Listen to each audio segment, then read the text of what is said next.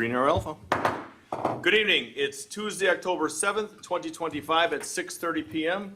This is the City of Franklin Common Council meeting. Madam Clerk, will you please take the roll? Mayor Nelson. Here. Alderman Pecorelli. Here. Alderwoman Eichman. Here. Alderman Hassan. Here. Alderwoman Day. Here. Alderman Salus. Here. Alderman Craig. Present. Please rise for the Pledge of Allegiance. I pledge allegiance to the flag of the United States of America and to the republic for which it stands, one nation, under God, indivisible, with liberty and justice for all.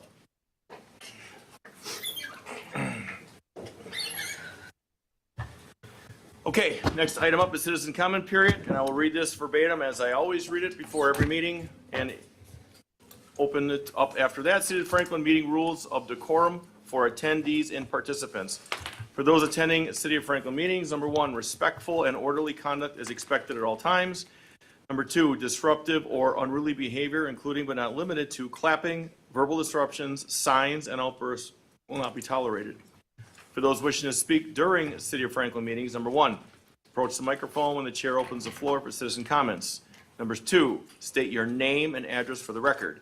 Number 3, address your comments to the Common Council, Board, Commission, Committee only. Number 4, limit your comments to 3 minutes or less. I will be the timekeeper. Number 5, no endorsements or electioneering are allowed.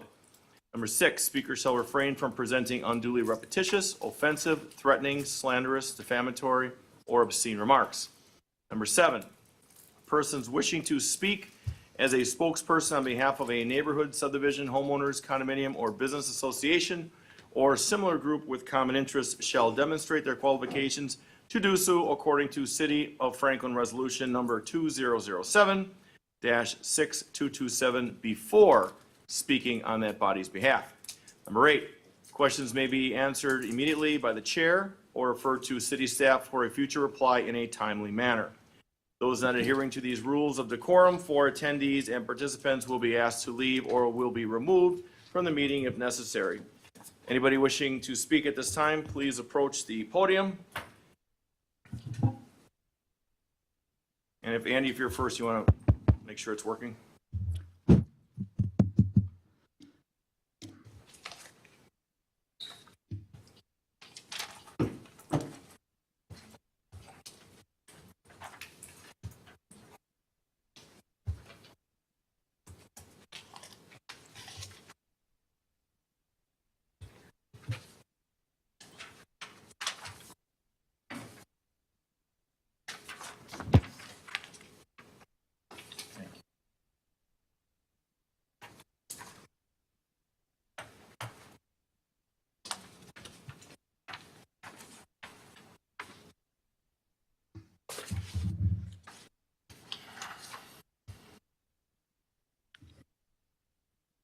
My name is Andrew Pelkey, 9320 West Grandview Court, Franklin, Wisconsin. Frank, of course. I am presenting to you the last bit of documentation on an ongoing problem. This is a threatening letter that I received from former Mayor Olson via our city attorney. City attorney gave it to the city administrator, who gave it to me. I did not receive it directly. This letter starts out by saying that on May 21st, 2024, a letter you wrote was read at the Franklin Common Council meeting during the citizen comment period. In your letter, you stated that Mr. Olson violated open records law, violated taxpayers' right to just and equal property taxes, violated citizens' right to due process, failed to comply with the contracts as approved by the Common Council, and violated our city code of conduct. And he goes on to claim that none of these are true, and if you keep making these allegations, I'll sue you. All of those statements are true. I've proven they're true. I've given you evidence of such. And what's disturbing about this is when you flip it over to the back, it says your comments regarding Mr. Olson, as well as your comments regarding the city attorney, violate those provisions, talking about the code of conduct. And the very last paragraph says Mr. Olson intends to bring legal action and complaints against you and anyone within the city government who is encouraging such statements. So let me just say for the record that there's nobody in the city government that is encouraging such statements. These are facts. They are things I've proven. They are problems.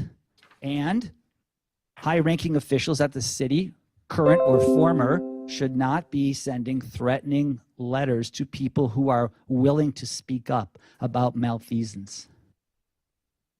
So this is a problem. I hope you see it's a problem, and I hope that you will do something about it. We cannot have citizens being threatened for speaking up. Thank you. Thank you, Mr. Pelkey. Anyone else wishing to speak? Going once? Twice? Closed citizen comment period. Moving on to item C, approval of the minutes, number 1 and 2, let's take together. Actually, we'll do it separately. Regular common council meeting of September 16th, 2025. Is there a motion to I'll approve? make the motion. I'll second. First and a second, any discussion?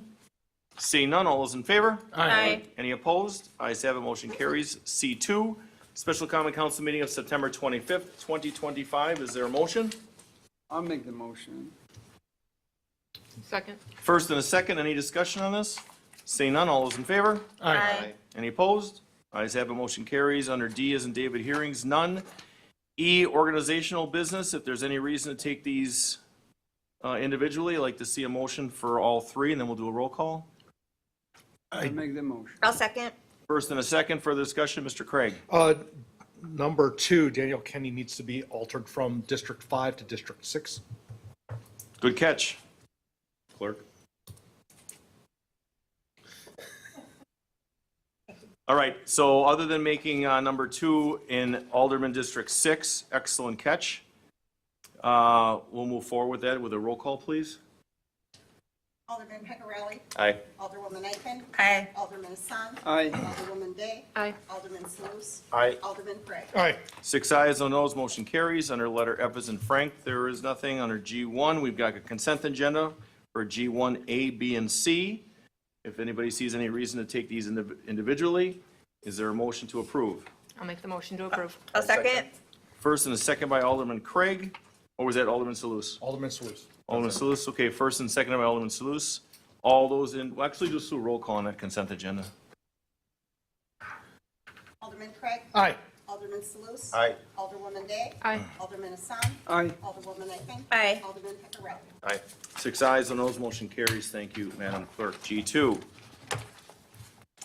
A resolution authorizing deferment of special assessment for installation of a water main on the east frontage road of South Lovers Lane from a point of connection at the intersection of West Herta Place to a point of connection at the intersection of South Phyllis Lane. Good evening, Mr. Paulos, our city engineer. Are you taking this? Absolutely, thank you. So we had the assessment for the this water main project, and part of the municipal code is do offer deferments to folks, and we did that back in August. August 5th. We mailed the letters to the residents along with the deferment policy to 7 residents, all 7 that were affected. 3-year term, the petition's back, and we're here tonight to have you review and possibly approve the deferment for those water mains for those 3 parcels that are listed down below in the Mr. analysis. City Engineer, do you mind pulling it closer Oh, to you? sure. Thank you. So Okay, Alderwoman Eichman to start off. Thank you, Mayor. Mike, were those letters, I assume, certified? correct. So there were 4 households that just chose to, for whatever reason, not respond. So we don't know if they received them, obviously. What if somebody's out of town? What if somebody's just simply ignoring it? I mean, it makes me a little bit nervous to have the son just say to these 4 residents, you now owe this money right now up front. Has anyone tried going door to door to talk to them? It's only No. 4 houses. It's not my district, otherwise I would. I mean, it's a policy we have. We have so many days. We mail them out, certified mail. If they respond, great. If not, I can't. So then the next step is they would receive, The 10-year deferment, okay, they would get the 10-year deferment. correct. Could I, Alderwoman, you still have the floor, but could I interject for 1 second? No, my question was answered for now, thank you. Okay, did any of those letters that were sent out certified get returned? Not that I'm aware of. Okay. All right, that was my only question. So what, does he have a motion here on this? I make the motion. Alderman Salus makes the motion as presented. Second. We have a first and a second. This will be a roll call, please. Alderman Peccarelli. Aye. Alderwoman Eichman. Aye. Alderman Assam. Aye. Alderwoman Day. Aye. Alderman Salus. Aye. Alderman Frey. Aye. 6 ayes, no noes, motion carries. G3, Engineering Department, October 2025 update. Mr. City Engineer? Well, I can brag about myself, I guess, but I won't bore with all the details. It's in the packet, but it kind of goes over the laundry list, everything we've been working on the departments. It's lengthy. So a lot going on in the city, as you all know. I think it's going well. Hopefully, everybody agrees with me. But definitely a work in progress. There's a lot of things we're still cleaning up from the previous administration. A lot of projects coming up in 26 as well. They're preparing for, and as you know, there's a lot of road construction going on, a lot of closures. But I think we're handling the workload. And with that, I'll take any questions or comments. So I'll speak last. Alderwoman Eichman? Thank you. And Mike, I appreciate your hard work as well as those from Grave immensely. Looking at this dollar amount, $230,377 in 6 months was spent. That's a chunk of change, to say the least. And this isn't on you, Mike, but we have nothing to compare that to of where we would have been at without Grave having a staff city attorney. And I do respect that on page 115, it states the key savings, vacant positions, savings from an unfilled engineer and assistant engineer Did position. you say staff city attorney? Yes. But I'm sorry. she meant the Staff city We engineer. know what you meant. That's okay. So the key I said key savings is Said city- on you page said city attorney. 115, vacant position, Play it back. savings from unfilled engineer and assistant engineer position, reducing salary and benefit expenses, which I respect. However, they weren't making $460-some thousand a year either, those two positions combined. And I understand that we outsource some, but I guess my recommendation would be, if possible, the next time that we have an engineering department update, if we could have some numbers to compare the costs from the past to see how much we are ideally saving, because we simply don't know, not having that information in here. By not outsourcing to others and so forth. That would be a good comparison to have and for our taxpayers to know. So with that, I'll yield. Thank you.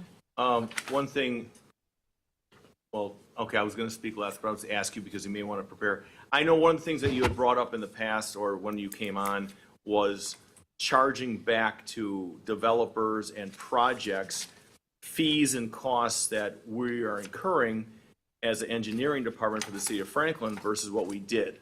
Could you speak on that a little bit? Sure. So we sort of kind of do that now with like stormwater reviews, but we want to do that with all of our reviews. So planning does a good job of that. Engineering not so much, but we're getting there. So the plan is a private development comes in, any staff time, not just Grave, but any staff time will be charged towards that developer, that project as a pass-through cost. And I think moving forward, we're going to have more and more of those costs pushed onto those applicants in 26 and beyond. Can I comment on to compare the costs is a bit of a challenge because there are things that we are doing besides the previous city engineers and assistant city engineers' responsibilities, doing other products above and beyond that. So you can't look at strictly their salaries and benefits. It's not really an apples to apples comparison. So it's going to be hard to put that on here black and white in the future to really make a comparison. Because there are a lot of things we're doing that you normally would outsource to other consultants that we are just handling it all. That's a big point right there. Thank you.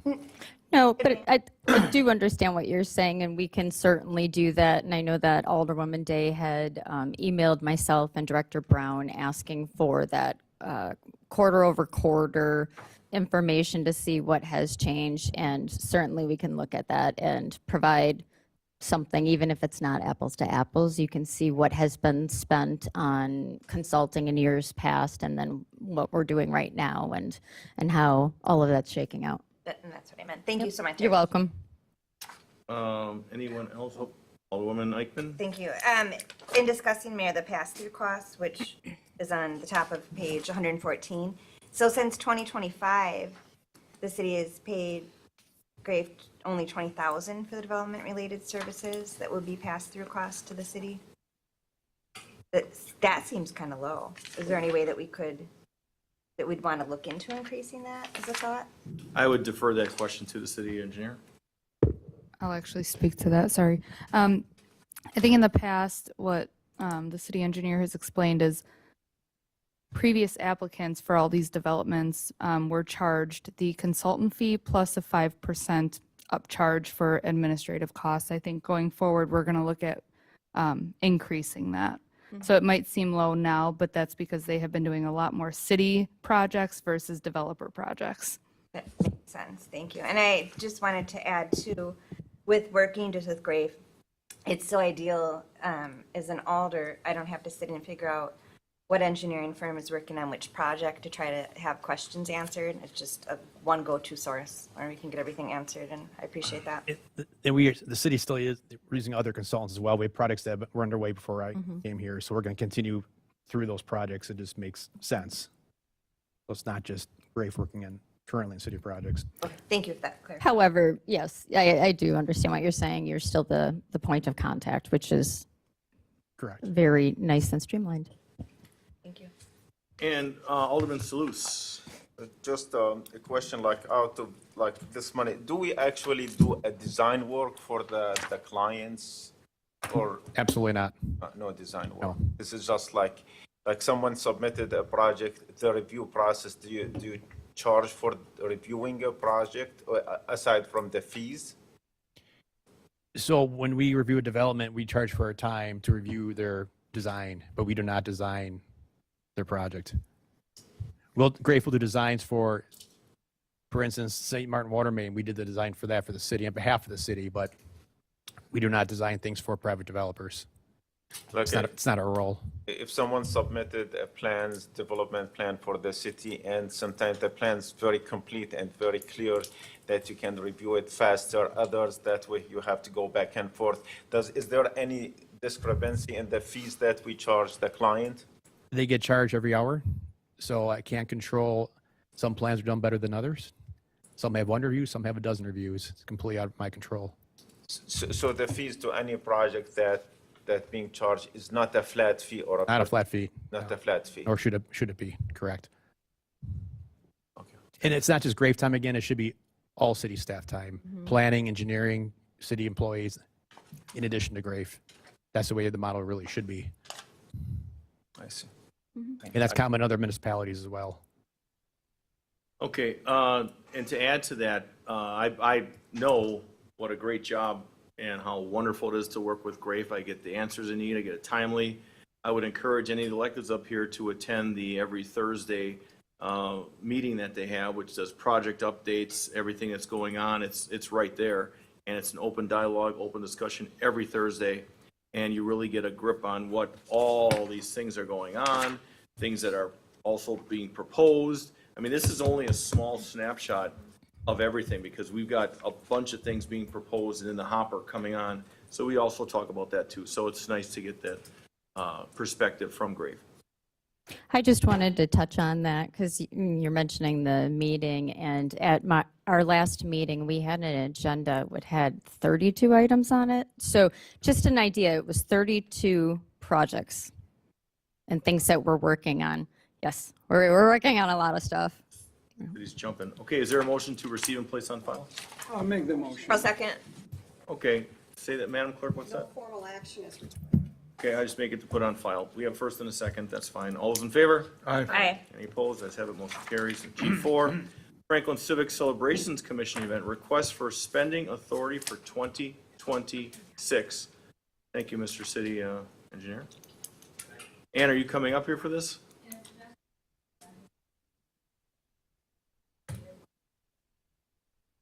That's good. Well, maybe we might be done before he gets here, so.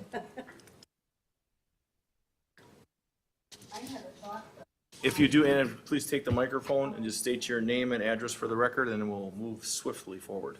Anna Damsky, 7825 Stonebrook Court. We are going to leave the parade as is on the 4th of July. One thought is, would you consider moving it to later in the, like an evening parade, almost like a light parade, having it like at 5 to 7? So I know the latest one I know in the county, I believe, is Hills Corners at Yes. 4.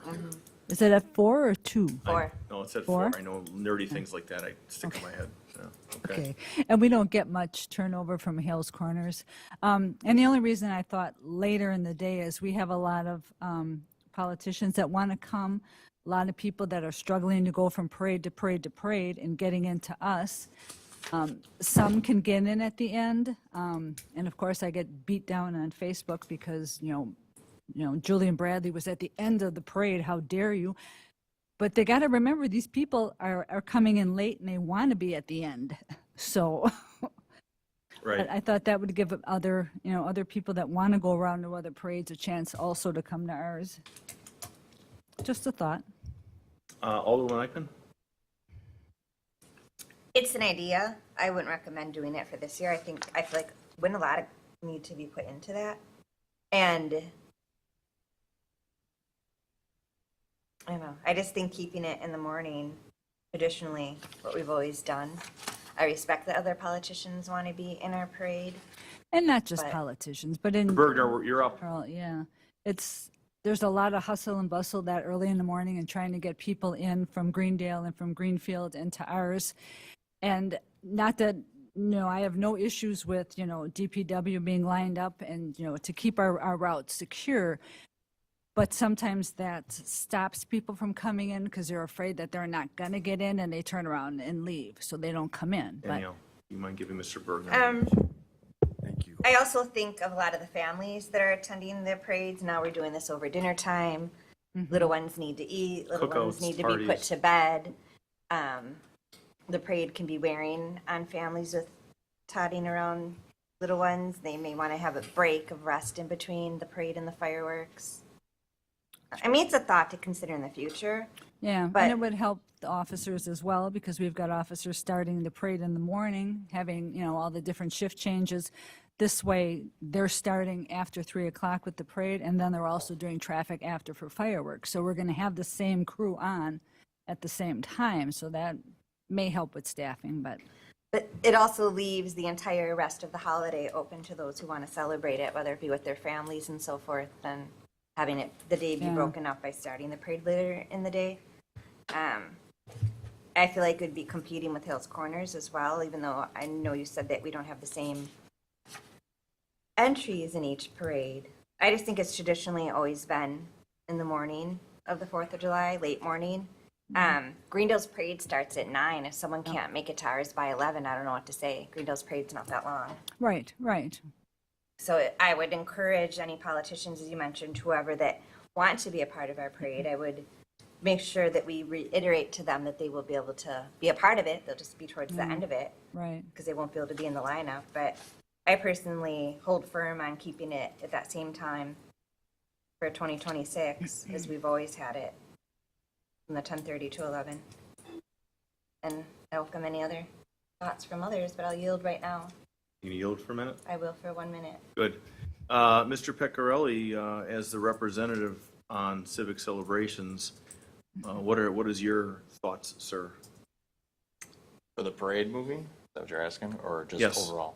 Oh, you got the floor overall. Overall. Enlighten us. Well, so for the parade, I think we would, if we're going to be talking about moving that, I do think that I agree with Alderwoman Eichman that will add a lot of other challenges. And I do agree that on the flip side, from a cost standpoint, right, you can, from staffing and everything, you're going to get that in a smaller window. So as we look at fees and everything, that does play into it.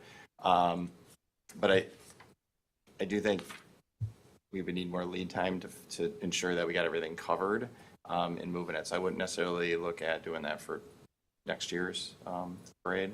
I think keeping it in the window we have it right now, It was just a thought, no, something different. and I do appreciate coming up with thinking about other ways we can do it instead of being just, this is what we do all the time. I mean, Yeah. that's honestly what we are asking people to do. So I think it's good, and we shouldn't, when something new comes up, we shouldn't discount it either. Yeah. And we should really think about and see its implications. And so I do think having more time to think about it, having, seen what kind of implications that'll have, either positive or other challenges we run into. But yeah, so I'm I'm on the side of keeping it in the time that we had in previous years. Didn't mean to put you on the spot, but I kind That's of okay. did. Alderman Craig. Thank you. I have I sent an email because I was unable to make Finance Committee's final budgetary meeting. And I did have a thought regarding the funding for the civic celebration and, where every department this year has had to make very considered cuts in terms of spending goes. But I did take note the fact that Fund 17 did not have any significant, if at all, cuts to their request and what they submitted for a request for the budget and what was actually kind of granted in that line. Looking at it, I just this was my own personal thought in regards to this, is that Fund 17 took in $418,000 for revenue for the hotel room tax. And looking at that and all the commensurate sort of spending, why couldn't some of that money get moved over to civic celebration in that regard? That might be a question for our finance director. I think that's two-part answer. One of them is the city has no obligation to, we have nothing to do with the tourism fund. The Tourism Commission, by state statute, is the one that handles that budget. So that's why whatever they present is what is included in our budget. The other part is, this is an absolute ask that the Tourism Commission can grant if they feel that it warrants heads and beds. And the specific requirements to transfer money from their fund over to the Civic Celebrations Fund. Correct me if I'm wrong then. It's my understanding that state statute allows for 70% of those funds that has to go to tourism promotion and development, the heads and beds sort of thing. 30% can be redistributed out of that into the general fund. Which it already is. It already is? Correct. Okay, so that 418, that is. That's 70% of the overall anticipated room tax revenue that the city should receive From 2021, correct? from 2026. I thought it had to go in arrears for that. Ask that in a different way.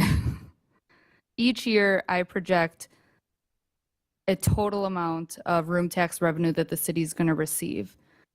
We are obligated to receive 30% of that, which goes into the general fund, and then 70% goes into the tourism fund. Okay, so, and correct me if I'm wrong then, I talked offline to Mr. Bergner about this, and that him bringing in operators from other parts of the state and they stay overnight, would that not constitute the heads and beds? That's a reasonable argument, but again, the Tourism Commission would be the one that would have to budget that. If they wanted to take any of their $418,000 that they anticipate receiving and provide that to Civic Celebrations, they would have to do that at Okay. their meetings. And then my other thing was then with the sundry contracts, that has that's a 20% increase year over year from 25 to 26, which would be that offset of 15% or 15 of the 418 to go to civic celebration, to have that, which is in line with their historic spending. So I would think that would be a reasonable ask. And, as Mr. Bergner has pointed out in here and I was fortunate enough to sit in on a civic celebration committee meeting, was the 250th is not going to happen every single year. So would this be something that we would need? I don't know who's on tourism that would need to have this sort of conversation with them. So we don't have any council members on tourism that I believe, and I'm wondering if maybe John can speak to it because John is the one that helps advocate for the Tourism Commission. the increase in the sundry contractors essentially is the agreement between the Tourism Commission and Engage Franklin. They receive 75% of the overall revenue that is received into the tourism fund. That being said, I know that there was an increase in some marketing, and instead of just having it on two separate line items, they combined it to allow Engage Franklin to do the marketing piece. But I'm sure John would be willing to either speak on that and/or reference and bring it up to the Tourism Commission as part of a motion or something that they would approve. Have to be a request.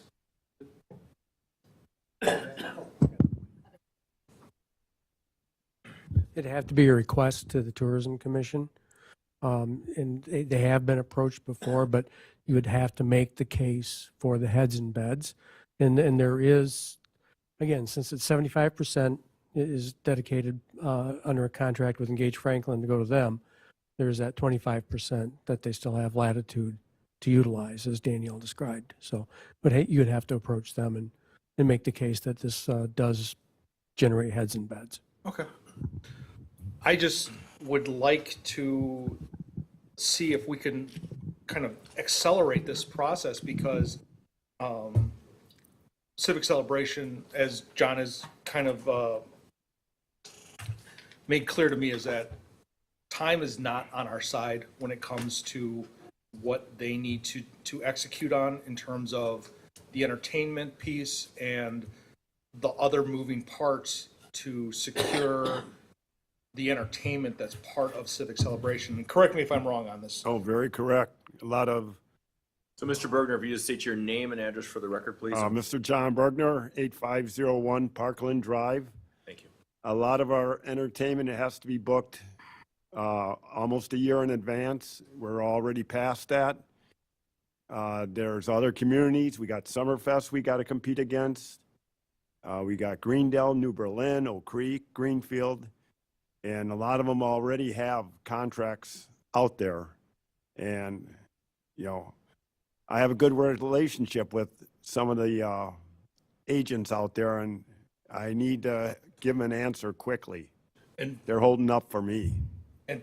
And one final point that I'd like to make about this is that, you know, we talked about this in finance of there is a direct correlation between the quality of entertainment that you're able to secure and the revenue that's generated via food and drink sales at Civic Celebration.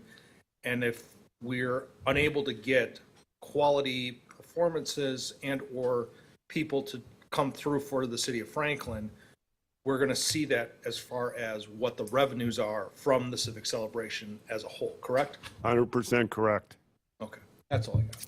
And I will just state real quick that the Tourism Commission meeting is next Wednesday.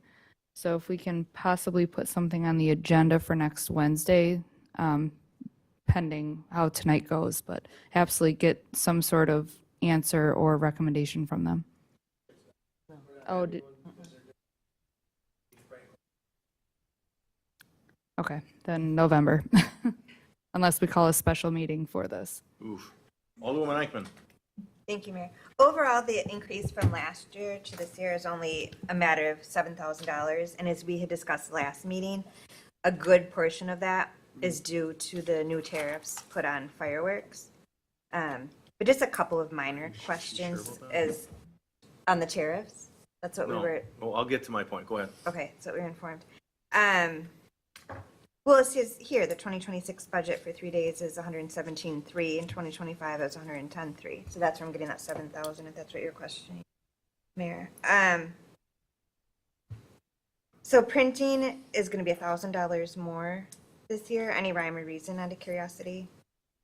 And it kind of makes up for then the T-shirts, supplies, and signs being $1,000 less. I'm not too concerned about that. That was one question. And then my second question, and I never really thought about this before. However, I was always told the ice cream was donated by a Franklin resident who owns an Oak Creek restaurant. No, If it's all donated, how come it's cost? it's not donated. It's not donated? No. People can sponsor it from our, from our donations. Uh-huh. and they say, I want my $500 to go toward this and that. But that really, their donation is just to put their name on it, but it's not really paying for it. Got it. Thank you for that clarification. I appreciate it.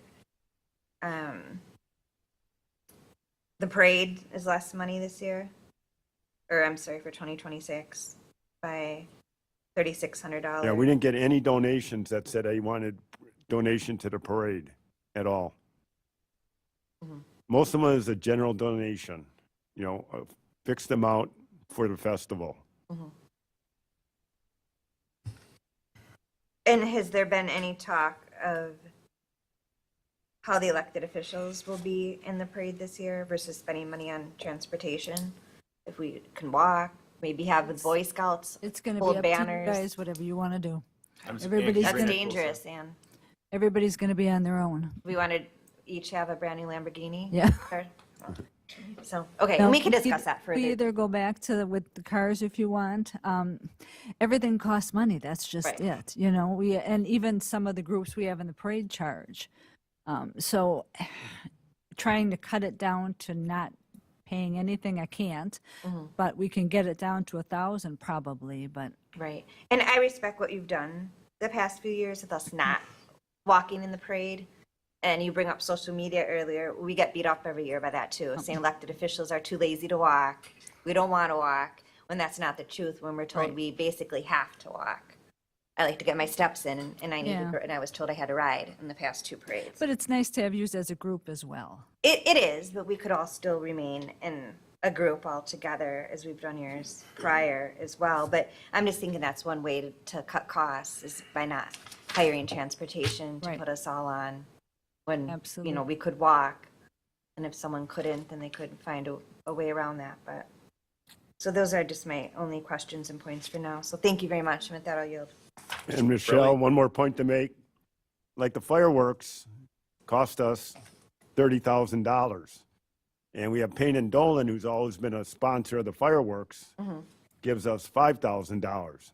But they're listed as a sponsor, but they don't pay for all the fireworks. So it can be misleading, but their name is put down as a sponsor then, Right. rather than Then, but really a sponsor, you would think sponsors the whole thing. right. No, I'm glad that you mentioned that, John. Thank Yeah. you very much. So that's the same as the ice cream. Perfect. Thank you. I appreciate that. Mr. Pecorelli, then Alderman Day. Sure. So my first point was going to be that the entertainment directly drives revenue, right? So we already talked about that. My second question was going to be around, so we've got $10,000 in here for 2026 above for the tariff. Right now, that's a guess, right? Yep. Not a, Mhm. so, See by a truck. yeah, so I guess one of the questions I have is, do we just? Yeah, right now they can't give us a price on the fireworks until more is determined on the tariffs. So usually I have a price, and I have them booked already by now, but yeah, they're not gonna do it without knowing what the tariff is gonna be at the time. So, in some ways, I look at this and go, yeah, whatever number that is, there's a lot that could fluctuate around that, a lot more than in other years.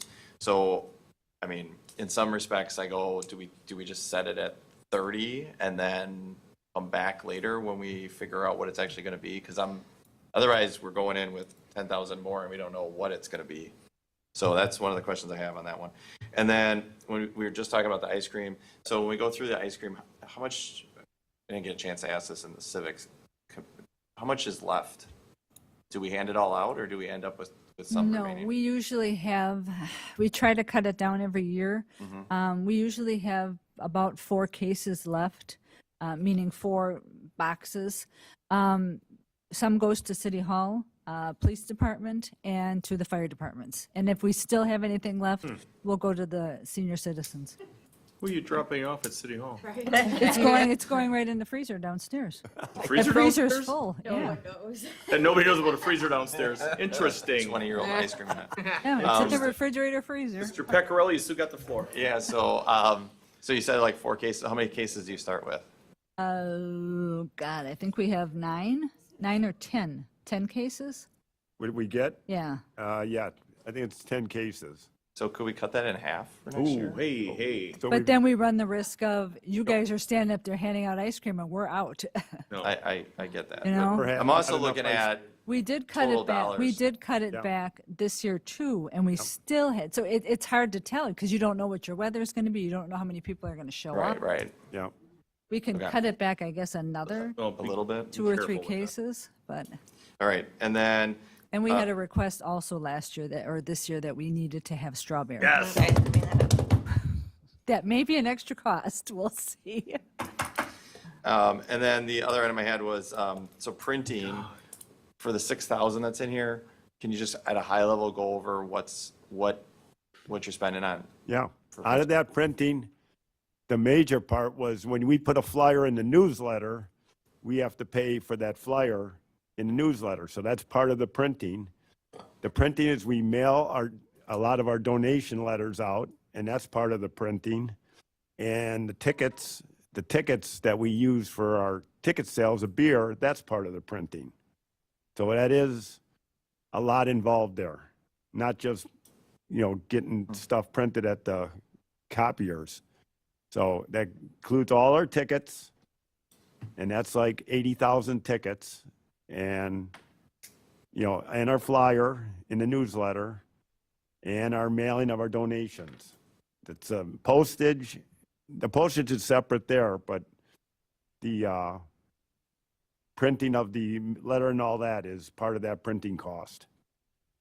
Yeah, so we did talk about this a little bit in finance, is going forward, seeing if we can start to consolidate when we go out and do asks and everything, instead of each committee having to send out for the asks for donations and everything, if there's ways we can consolidate that, because then we're not paying that amount X number of times. We can kind of do one ask and go, here's what were the different pieces that, the different opportunities that you may have.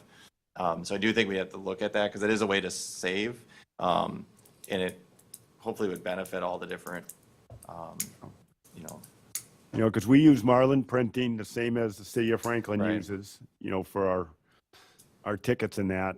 So that's, and it went from 5,000 to, I think it was a lot less in 2024 and 5,000 in 2025 because we mailed the donation letters out rather than send them by email. And we ended up getting 10 new donors.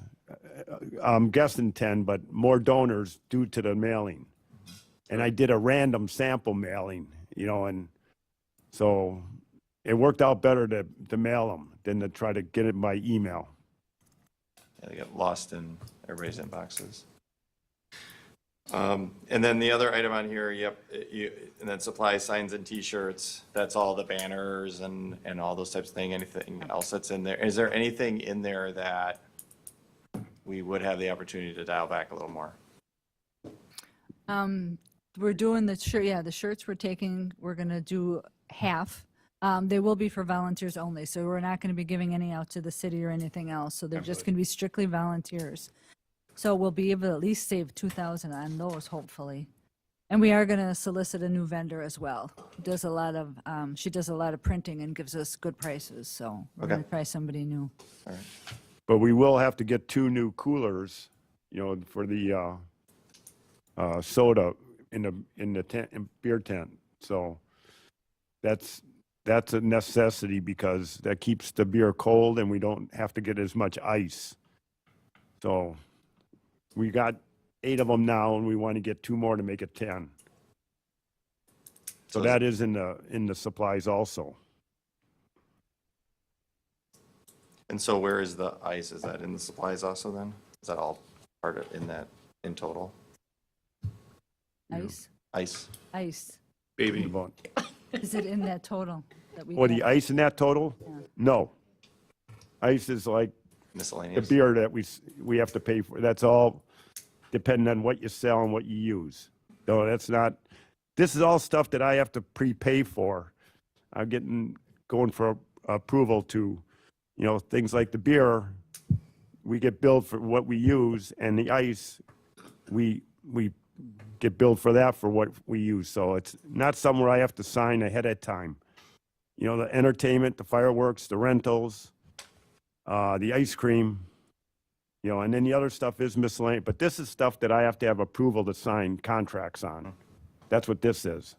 And Alderman, I just wanted to state, I think what you're asking for on the request, that does not include the beer and the ice, so that the overall expenses will seem higher because those costs of, we'll yeah. just estimate 15 to 20 grand are not included on that because it's after the fact. I was gonna say that the numbers looked lower. so- Yeah, Yeah. Okay, one of the reasons. thank you.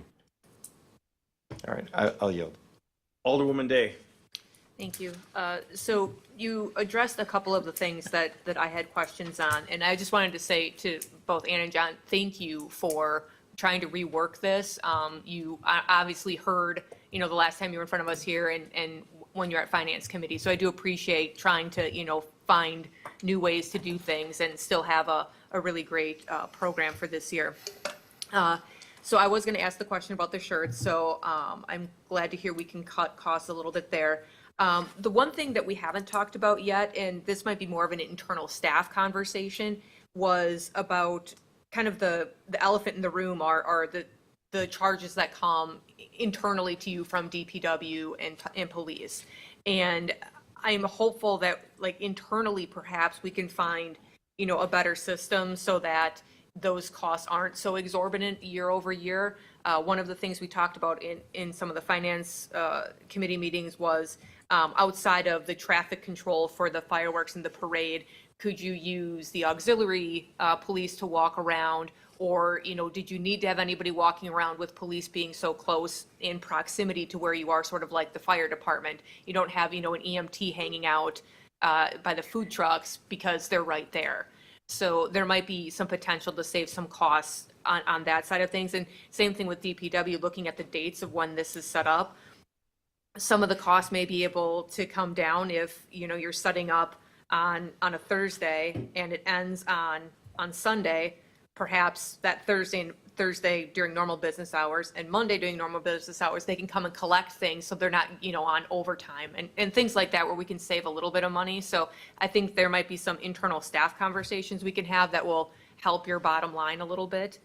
I do want to get your thoughts on the comment that Alderman Peccarelli had about the fireworks. And perhaps then to both of you as well as Director of Finance, if we started it, at 30,000 like we have every other year, knowing that it might be more, but we don't know that it's going to be more, do you have to have that 40,000 check mark to sign the contract, or is that you're just asking for a little bit extra just in case it's more than 30,000? I'm asking for more just in case. Okay. Yep. So if we were to back that part down, Yep. Director of Finance, is it going to be a problem for them to come back, in a couple of months or whatever? And would we have that money still that we could appropriate to them if we didn't approve it all right now? Yes, and I think it comes down to with both events, civic celebrations and St. Martin's Fair. Obviously, the city doesn't want to run negative funds, correct? But year over year, we've recognized that the city continues to fund these programs at a lower level than what the programs are performing at. So, for example, St. Martin's Fair this year, we kind of knew that it was running negative for a couple of years, and now the city is making that lump sum contribution. That seems to be kind of the norm, is we don't know what the costs are going to be until after the fact. So we kind of see where we're at and determine then the following year, do we need to either bump it up? Do we need to get it back to the black and then move forward, make some of these cuts where we can? So either way, I think going forward, we would be fine either way, doing a similar approach that we do with St. Martin's Fair. And the other thing, I'm hopeful, fingers crossed, we do have a lot of new businesses that have come to town since last year and some that are in the hopper. So I'm hopeful that because they're new, they want to splash their name around. And I know they're very excited to be a part of the community. So I'm hoping that that will, lead to some new donations for you all as well. So with that, I just want to say thank you for making the adjustments that you did. I'm okay with it as is, but if we can back the fireworks down for now, that'd be my preference, but I'm okay as it is. Thank you. Alderwoman Eichman. Thank you. My last question is, speaking of fireworks, do we have a rain date that we plan on doing if it Sunday. rains? Sunday? Okay. Yep. So that's going to be, That allows Sunday night for rain date, yep. all right. Well, just a thought, because if it did rain, it's 40,000. Oh, yeah, we've been very lucky, yes. That's the thing So we would have a that's rain. the other elephant in the room. What about weather, you know? Well, very much recall the year where we had to make the last minute decision to not hold the fireworks due to storms that were forecasted. And for those that may not know, once the fireworks are loaded on to the truck where we get them from, we are now paying for them. So until they're loaded up on that truck, we don't have to pay for them. So sometimes it can be, a rocky call if it's starting to storm or storms are predicted. And every other community in our area that year is canceling. And then Franklin got beat up pretty bad because we canceled and then the storm passed us or whatever had happened. So, but I just was wondering if we wanted to do a rain date, because if we didn't do a rain date, But I think they announced the rain date, right? we didn't have a rain date that year. We had I'm no talking fireworks. right now. Are we moving forward with a rain date? Yes, right? We are, for sure. Okay. Yes. Okay. Still got the floor. All right, I just want to be sure that we want to do that rain date, no matter what. Oh, yeah. Okay. Yeah, because sometimes if they set up and it gets rained out, that's a cost to us, Got it. you know, because they come from Green Bay. I know. So, and that brings up another reason why, we bring people in from out of town. But one other thing I haven't brought up, and I've never in the years I've done it, should we get an insurance policy on all our contracts that we sign in case we do run into a weather deal? Greendale took a big beating for their Village Days when we had that massive storm, and they had to pay all their costs. I'm wondering if there's an insurance policy you can get to get, We can have staff check that out. We're not going to get that answer tonight, but Yes. we can have staff check it out. To move this forward now, I believe that we should go back that down to Alderwoman's days and Alderman Pecorelli's point about the fireworks, because we don't know what the tariffs are going to be. Maybe we should go back down to that 30 mark. Is that what you guys are looking at, the 30 mark? Good. To Alderwoman Day's point, too, with the amount of new businesses coming to our city, looking to make that splash, looking to get their name out there. We've got a lot going on. We need to aggressively be knocking on their doors. I'll help knock on doors. I mean, what are they gonna do? They're here. They're happy. They want to be part of the community. Well, they all tell us that when they come here. So that's a good thing. So, so you're good with making those adjustments and then? Yes. That's, all right. So then there is a motion here stated. I'll make the motion. I second. We have a first and a second. Any further discussion? Seeing none, all those in favor? Aye. Any opposed? Ayes have a motion carries. Thank you again for everything you guys do. Thank you all. It's awesome. G5, an ordinance to amend the Unified Development Ordinance, UDO, text. Article 2, establishment of districts. Article 3, specific standards. Article 5, general development standards. Article 6, sign standards. Article 7, natural resource protection standards. Article 8, subdivision standards. And Article 9, administrative standards and procedures. Mr. Regulo Martinez, good evening and welcome. You've got the floor. Good evening. Thank you, Regulo Martinez, Planning Manager. So the new Unified Development Ordinance was adopted in May, and during the first month of implementation, City Development staff have identified some typos and additional language to clarify on questions that has raised during the implementation of the Unified Development Ordinance. The staff report in the packet kind of outlines all the amended sections, and the packet also includes a red line version with all the corrections. Some highlights kind of clarified on setbacks for patios and decks, requirements for concrete slabs for accessory structures, parking ratio for healthcare facilities, and subsection for when a sign permit is not required, and other changes. I'm happy to elaborate more if you have questions about any of the specific amendments and answer any questions. Well, thank you for doing number one. Floor is open for those that may have questions on this at this point. Alderman Salus? Just when it passed a few months ago, I had a concern about the size of lots for the countryside residents. I do recall at that time, a number like large lots, like 5 acres was presented at that time. Is that, I see here like something changed into 40,000, which is less than an acre. Did I understood it correctly in the past? That's Like when you're dealing with a lot that is not served by Right. utilities. right, right. Yeah. I recall when you asked that Yes. question. But that section specifically is not being amended with this. But here it says, when I looked under RC, there is a star next to it and say, lot not served by public sanitary sewer and water supply facilities. So that's on page 130. So it just like it seems to be talking about the same item that was presented in the past for 5 acres. What article and page are you referring? I'm looking at page 130, and I'm looking under RC, which is countryside residence, says lot size 40,000 square feet. And below it, it says basically this is lots are not served by public utilities like sanitary and water. Excuse me, but I don't have that numbering that you have. But if you provide me the article number Article at 3. the District-specific standards. Article 3 and page.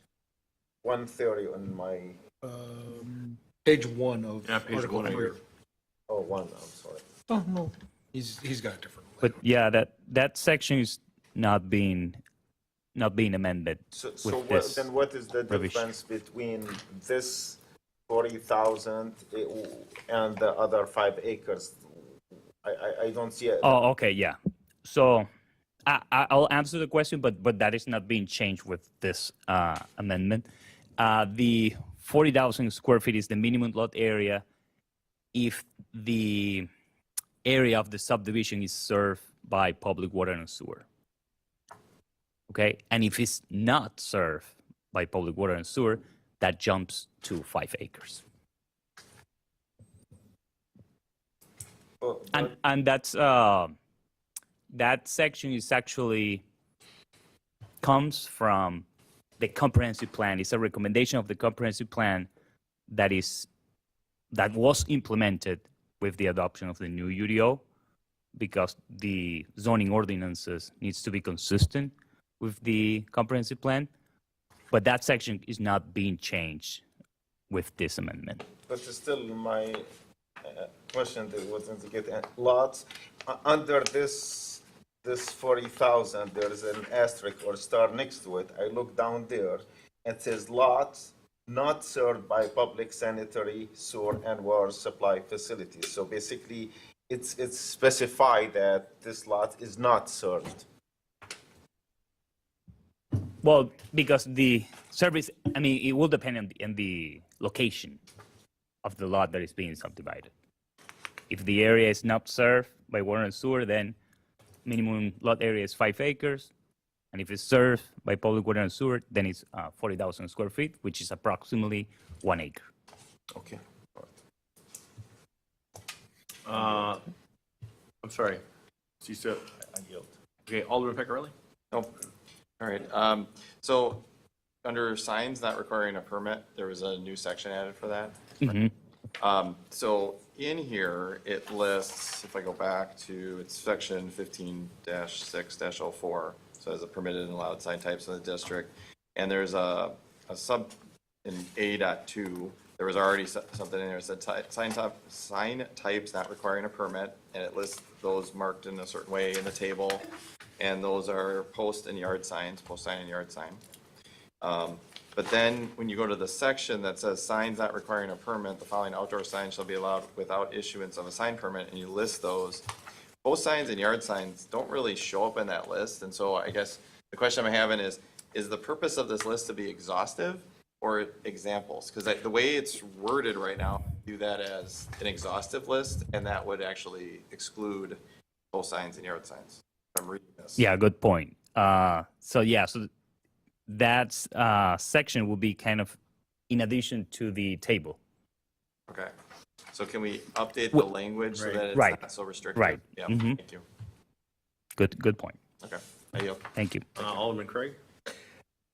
Thank you.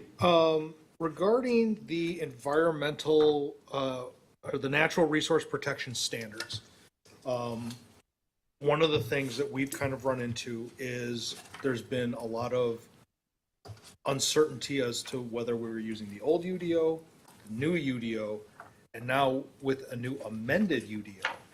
So if someone has a natural resource special exception in regards to the surface water setbacks, would someone be still applicable to the old standard, or would they have to adhere to the new standard with this amendment?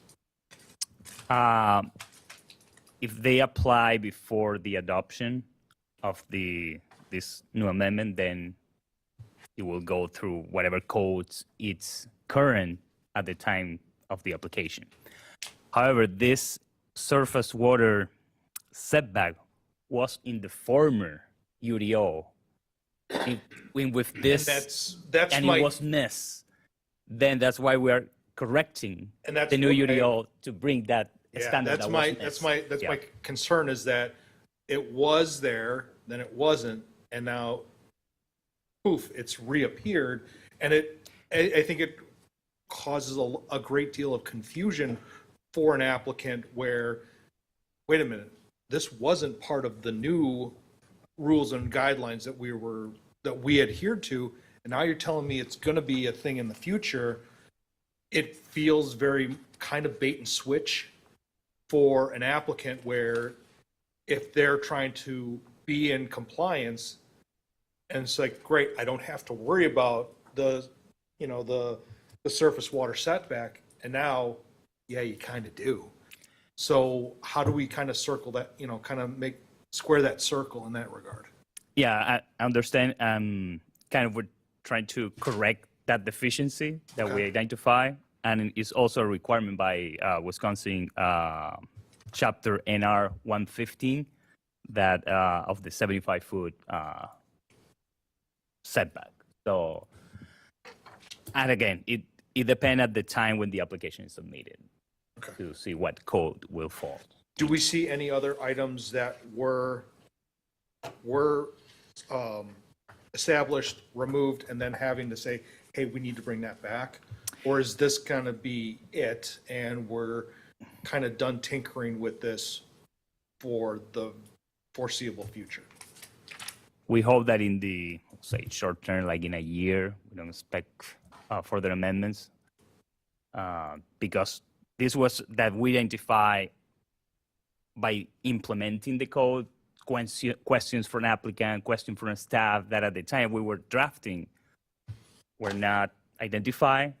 But when you begin working with the code, then these issues arise. Thank you. Okay, so we've got a motion here with some recommended changes. So I would say the motion could be as it stands in red plus the recommended changes. That sound right? Well, yeah, you did. You got down here something that John Pecorelli picked out. So With the signs that require a permit, they have to align with what's in the table. he said he's gonna change some verbiage on that. was taken care of already in some other process. No. I mean, this section is being revised, but that is a good input to add. Right, so it's this and the recommended changes would be the motion. Is that your motion, sir? Yes. All right, we got a first. Is there a second? I'll second that. First and a second, all those in favor? Aye. Any opposed? Ayes have a motion carries. Well done, Mr. Thank you. Martinez. Number 6, ordinance to amend 80-9 sub B of the municipal code, keeping of vicious or barking dogs to include private property regulation in terms of compliance. Good evening and welcome, everybody. Director, are you going to lead this charge? Sure. Chief With and the I are going to tag team it, and Ellen is here with us Ellen, because perfect. she's a primary person within the health department that follows up on these. Excellent. Okay, so within Chapter 80, Health Department and Police Department collectively work on this together. We see dog bites and then co-handle them with then dangerous or vicious dog declarations. And through practice, we have determined that the ordinance would benefit from a very slight update in language to include private or public property for a dangerous dog declaration, which currently then mirrors a vicious dog declaration that would occur on private or public. And then the only other addition that we're looking for is currently health officer or police officer can declare vicious, but right now only health officer is listed for dangerous. So we just want to shore up that language as well. So if applicable, a police officer could also declare a dangerous declaration. Good. Well stated. Questions? Mr. Pecorelli? So, if I'm following this correctly, right now it's just public, so if something were to occur on private, that's where we run into private property. We Right. run into- So how does this affect businesses that handle dogs currently? So right now, if something happened on that property, they apply and now would apply to those businesses? It's very tricky. So a lot of it is like the whole story and situation, and usually it's applicable to a private resident versus a business. Like a business is a very rare occurrence for us compared to citizens that we're getting like dog bite reports from. But let me know if this answers your question. But an example would be like if two kids were playing at the home and one of the kids that didn't live there was bit, that's on private property. So we'd have to jump to a vicious declaration right now instead of doing a dangerous. But given the whole scope and situation of the bite, it doesn't always necessarily warrant a vicious declaration. So that's why we're trying to like back one step down to say, well, like in these nuanced scenarios, it doesn't always need to go to vicious, but how it's written sometimes leads us there. So this allows for more addressing situations, maybe more, I don't say appropriately, but maybe appropriately. To this, not having all the options available. Correct. Correct. Thank you. Okay, we've got a motion here supported by the Chief of Police and Director of Health. Is there a motion on this? I'll make the motion. I'll second. First and second, all those in favor? Aye. Any opposed? Ayes have it, motion carries. G7, request council approval for the fire department to apply, accept, and spend a Federal Emergency Management Administration FEMA assistance for firefighters AFG grant to incorporate yearly department physicals and purchase new health and wellness equipment at the city's 3 fire stations. Good evening, Chief and Assistant Chiefs. Welcome. You've got the floor, Chief. Good evening, Fire Chief Jim Mayer, and I'm going to turn this over to Assistant Chief Shannon Antoine, who led the charge on receiving this outstanding grant. So this grant was obviously a surprise for us. We did apply. We did put this into our capital budget because that's how important it is to us, not only for our physical well-being, but our mental health as well. So after our budget meeting, Wednesday came and we got this award. So we're here today to apply, accept, and spend this money. It would suffice all 3 fire department stations to have identical cardio equipment, identical fitness equipment, and it would also give us yearly physicals, which is very, very important for the atmospheres that we're going into and the expense of what cancer is to our employees. So it's a very preventative feature. So our yearly physicals will start in 2027, also in hopes to continue that throughout our budget. So is there any questions for me at all? So we can open up. Other than that, it's great job. If there's no questions, there is a motion listed. I'll make the motion to I'll approve. second. First and a second, all those in favor? Aye. Any opposed? Ayes have it, motion carries. G8, an ordinance to amend ordinance 2024-2649, an ordinance adopting the 2025 annual budget for the Fire Department Grants Fund to provide additional appropriations to support the necessary equipment repairs needed for the Fire Department. Chief? Very short summary, our aging fleet, one of our older ambulances, a 2017 ambulance that's scheduled to go into reserve status once our remounted ambulance is delivered by early 2026. This one had a blown engine as it was returning from the hospital. With our aging fleet, our maintenance budget has been stretched very thin. The good news is that we every year apply for and receive supplementary EMS grant funding from the state of Wisconsin. This year, services throughout the state received a significant increase in this funding, can be used for emergency repairs of equipment, which this qualifies for. So we do have funding within our grant budget lines. We're just right now looking for permission to move it to a line where we can utilize it for this emergency repair. Director of Finance prepared this resolution that will allow us to do that. Excellent.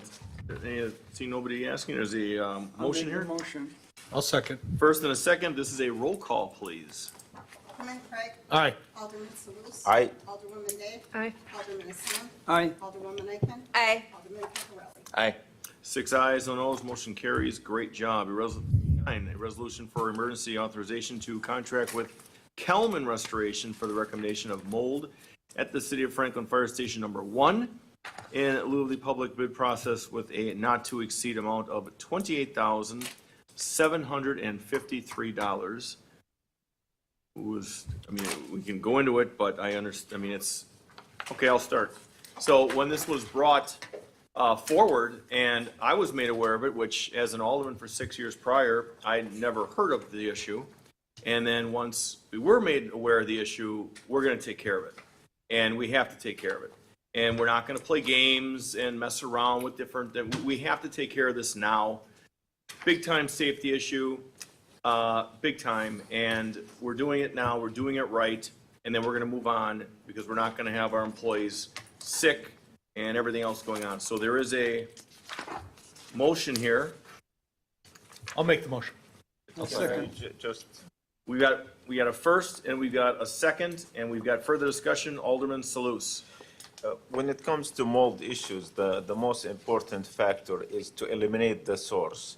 So has the source been identified and eliminated at this point? You're exactly right. And the source that has been identified as far back as 2020 or 2021, we had water infiltration through the brick exterior of the building. The windows were also suspect, as well as the roof. And there's been two separate projects, one in 2022 and one project in 2024 handled by Johnson Controls to seal the exterior envelope of the building.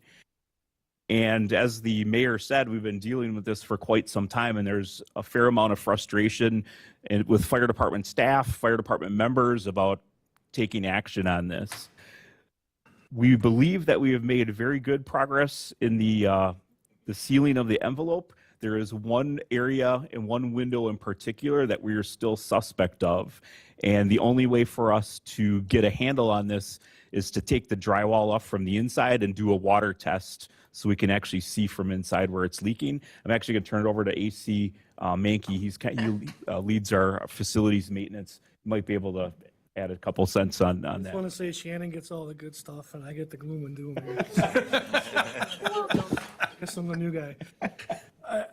Chief kind of puts in perspective, kind of like we fight fires. We don't know the fire's out until we pull the drywall down and make sure the fire's not extended to the building.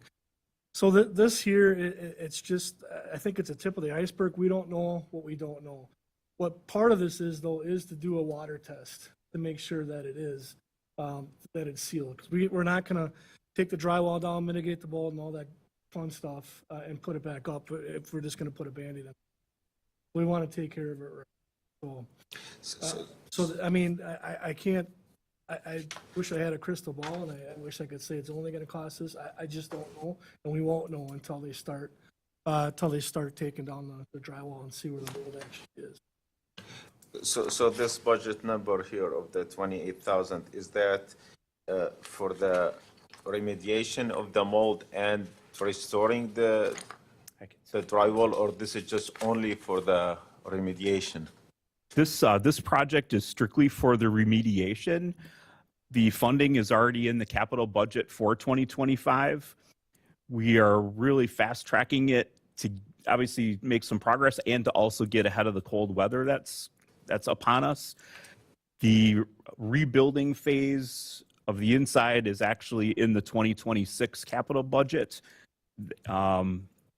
In case that additional funding would be needed. There still will be a balance available from this 50,000 still, but as Bob said, we're not exactly sure what the final cost is going to be. So this is strictly for the remediation to make the environment safe. So most of these mildew activities is very much affecting the drywall. I'm just like wondering, is it a possibility that just remove the drywall wherever you see, mildew spots into it and, somewhat, because, expending $28,000 on remediating a drywall that's going to be removed soon after. So I'm just like wondering if that's a consideration, just like to hire someone, wherever drywall infected, just take it out and. Well, first of all, I think that we kind of got this in the problem is when that fire station. Sorry. So just bring it right up. Karaoke. Right. Is that better? No? Yeah. There you go, Bobby. All right, there we go. All right. Good. So when that fire station was built, it was built in the early 80s, and it was a Monday through Friday, 8 to 4 fire station. When we became full-time, 24 hours, the crew at that time built the station. I would hope that they follow code, don't know, but we have pictures of our members building that station. So there are things like the water sink, it leaked at one point in time, and where if you've been in our fire station where the refrigerator is, you can see mold coming through there. We feel it's from a water leak, so there's some stuff that's going to need to be rectified there. The windows in that station are residential windows. They're not made for a traditional firehouse, and they were put in prior to me starting, and I've been there 30 years. So the windows have fulfilled their lifespan. So, I mean, there's a lot of, and if we want to do it right and make it right, I mean, there's things to think about. Yeah, we want to save money, but also, if that big storm comes through or whatever, we want our fire stations to make sure that it's going to withstand and still be able to do what it's intended to do when that tornado or whatever else comes through, knock on wood. So that, I mean, we want to do it right, and there's going to be an expense with that. Okay, we had a first and a second. All those in favor? Aye. Any opposed? Ayes have it, motion carries. G10 with amended document in front of you. An ordinance to amend 169-1 of the municipal code as it pertains to due dates for license fee payments and license fees for transient merchants for the St. Martin's Fair. Motion to adopt. Second. First and a second. All those in favor? Aye. Any opposed? Ayes have it, motion carries. G11, an ordinance to amend Chapter 121 Entertainment and Amusements of the Municipal Code of the City of Franklin, Wisconsin to create Article 3, Amusements Arcades. Motion to adopt. Second. First and a second. Any further discussions? Oh, Mr. Pecorelli. I just have one. So I'm assuming other municipalities around here have a similar Shirley? license? Is that true? Can you hit Shirley? Gentleman who approached us wanted to put an establishment in with arcades. He has one in McGuanago, and we did not have an ordinance to bill for it or anything like that. So that's what this is, so we created. So how does this compare to McGuanago's then? I didn't look at their ordinance. The form is very similar. We took 4 or 5 different forms and we combined and, put our stuff on it. Then I had Jesse look at it, and Jesse created the ordinance for it. So we created Jesse, when you created the ordinance, then how does that compare to other municipalities? I just want to make sure we're not missing something in this. That's all. I looked around, and I didn't create this one from scratch, so. Good. Okay. It would have been partially cut and paste. And Franklin always does it better, so I would have made some changes to it. Good answer. Great answer. All right, Sounds still good. got the floor, you good? I yield, thank you. Okay, there's a motion here. Do we have somebody make the first and second? I made the All those in first. favor? Aye. Any opposed? As have, a motion carries. G12, retiree health insurance eligibility change, non-represented employees. Madam Director of Administration. You don't want to make a motion and vote? So this is just an item to try to bring some equity to our employee benefits. We have non-reps that have a different retiree health insurance benefit than we do the represented. So PD and fire and DPW all have different retiree health benefits than, well, not DPW. They do, but they don't. Anyway, so essentially what is occurring is we are asking for the years requirement, which is currently at 20 for non-reps and has recently been switched to 15 years for fire and police. We are asking to match that. The retiree age will still be different based upon the job duties and however, that works out with employment law. However, we're trying to find some consistency by having a 15 years flat across the board for all employees. Currently, this would impact very minimal amount of people. We're looking for a January 1st effective date, and we would bring forward the fiscal impact at a later time and any other requested documents. Thank you for the summary. This is a huge deal for the employees. This is a really great deal for them, and it's also going to be a huge thing when it comes to recruitment and retention, and that was the main thing that focused and drove this. This is something now that's a reality with people with experience can really write their own ticket when they want to keep in this business and move around from place to place, and then when they get midway through their career, they shop around who's got the best deal going out the door, and that's what we will now be able to compete with.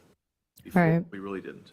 Yeah, I mean, this is just I don't want to downplay it. It's a significant benefit for employees, and I think that it is another reason to stay with the city, stay employed and retire with the city, and also another reason to work for the city. Right. Further discussion on this? I'll make the motion to amend, if not. I'll second. First and a second, will this be a roll call, please? Roll call, please. Alderman Peccarelli. Aye. Alderwoman Eichman. Aye. Alderman Hassan. Aye. Alderwoman Day. Aye.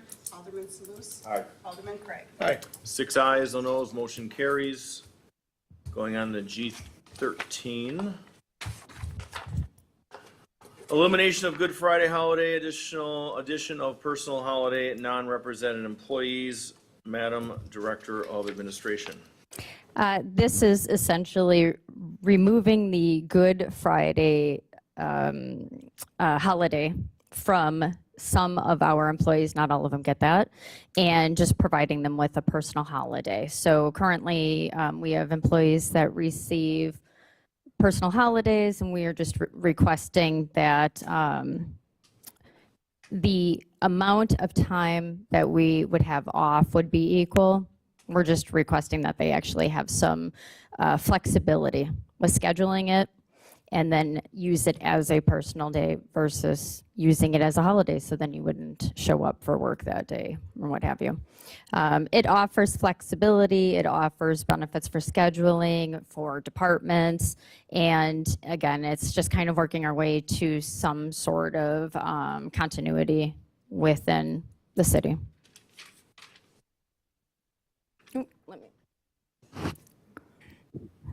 And I just wanted to say that that does allow for City Hall to be open an additional day, so making sure that each department recognizes this and still has their departments adequately staffed, and letting the public know that we will be open on that day as well. Good. Any further discussion? I'll make the motion. I second. First and second, further discussion, was that you, Alderman Day? No, I was going to second. but- Okay, all those in favor? Aye. Any opposed? Ayes have it, motion carries. G14, acceptance of the 2024 Annual Comprehensive Financial Report to the City of Franklin. Madam Director of Finance, you've got the floor. I can start off by saying that I clearly failed all of you by providing a bound copy of the audit for you. However, it is in the packet, and I can provide that at the next meeting. CLA, who is our city auditor, presented the financial statements at the last Finance Committee meeting. I won't go into the overall financial audit unless there's questions, but they unanimously recommended that council approves this. Overall, city financials are very top-notch. They have increased over the last couple of years. There was nothing material, and otherwise I can answer any questions. Make a motion to receive and place on file. Second. First and seconded by Alderman Hassan. All those in favor? Aye. Any opposed? Ayes have it. G15, Finance Committee recommended changes to the 2026 Mayor's recommended budget. Madam Director of Finance? Yes, let me get to that. Okay, so the Finance Committee met 4 times, September 23rd, 25th, 29th, and then October 1st. Following the final meeting, there was a couple recommendations that the Finance Committee is asking for incorporation into the final adopted 2026 budget. I'm happy to have any discussion above and beyond what is on the request. One of the recommendations was a email to all of the department heads requesting a 5% reduction in their overall budget. That did include personnel and non-personnel. That is to be presented to myself, the Director of Administration, and the Mayor by October 10th. Essentially, what that does is it allows for each department to have the fair and equitable chance to determine what are their needs of their department, both from a personnel perspective and from an operational perspective, taking those overall accounts and determining what is an absolute need, what is not, what can they live without, and then present that to us instead of us making that determination ourselves. So we have had a few of them come back again. The deadline for that is October 10th. Another recommendation from the Finance Committee was to leave the capital budget as is and as is presented. There will be some formal meetings for debt planning the first quarter of 2026 to determine some larger projects and the need and prioritize some future projects going forward and determine the amount of borrowing that we can anticipate for 2026. And then there was just a couple other additional increases that they did recommend based on following information that was presented. So briefly, ambulance billing, we were informed that we do start receiving a supplemental aid from Medicaid. So we did increase our revenues by that amount. I did get some final numbers for transportation aid. So we did increase that on the general fund side to allocate an additional $35,000 in revenue. And then there were a couple expenditures that we were able to decrease and increase, one of them being fire department overtime. Based on historical spending for overtime, we are reducing the overall overtime spend for the fire department by $50,000. There was a recommended change for senior travel to receive an additional $7,000. Court sundry contractors, which essentially was an interface program, I believe the mayor could speak to it if needed, was an additional $5,800. And then there was 2 additional requests made for Department of Public Works traffic signal maintenance and equipment rental to increase those amounts, which again can be offset by the revenue coming in. Finally, there was a couple additional changes that I am bringing forward, and again, this is based on information that I received after the Finance Committee convened. One of those being we had an $800 increase in our exempt computer aid, so I wanted to reflect that in the budget. 2 increases to expenditures on the fire department side, both for educational supplies and medical supplies. Wanted to incorporate the grant that you guys all just approved tonight for the $61,000 for the fire department for the health equipment. And then the capital outlay expenditures, there was 2 requests, one for decreasing the municipal court equipment to eliminate the metal detectors, but then increase the fixtures, which again would be the city match and the overall grant for the fire department health equipment. So barring any questions, that was all of the Finance Committee recommendations at this time, and then the recommendations from myself as more information was received. Questions? Is there a motion? I'll make the motion. Alderwoman Day makes the motion. Is there a second? I second. Alderman Hassan, this is a roll call vote, please. Alderman Pecorelli? Aye. Alderwoman Eichman? Aye. Alderman Hassan? Aye. Alderwoman Day? Aye. Alderman Sluse? Aye. Alderman Craig? Aye. 6 ayes, no noes, motion carries. G16, approval to enter into a memorandum of understanding with the Milwaukee County Department of Transportation Safety Plan. Madam Director of Administration. Thank you.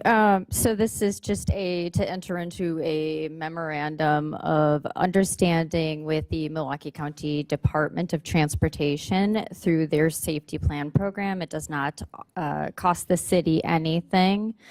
However, it does strengthen grant applications, it fosters collaboration, and it positions the city in, puts us in a better position to get any kind of assistance with our roads and safety in the future.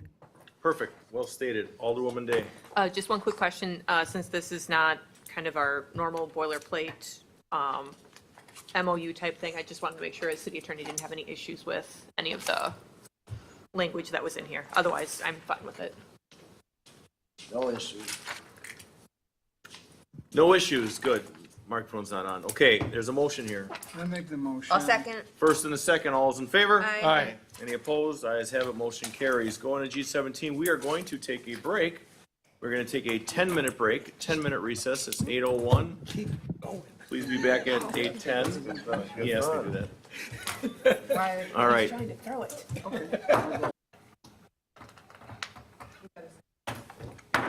It's 8:10 p.m. We are back in session. We are up to item G17.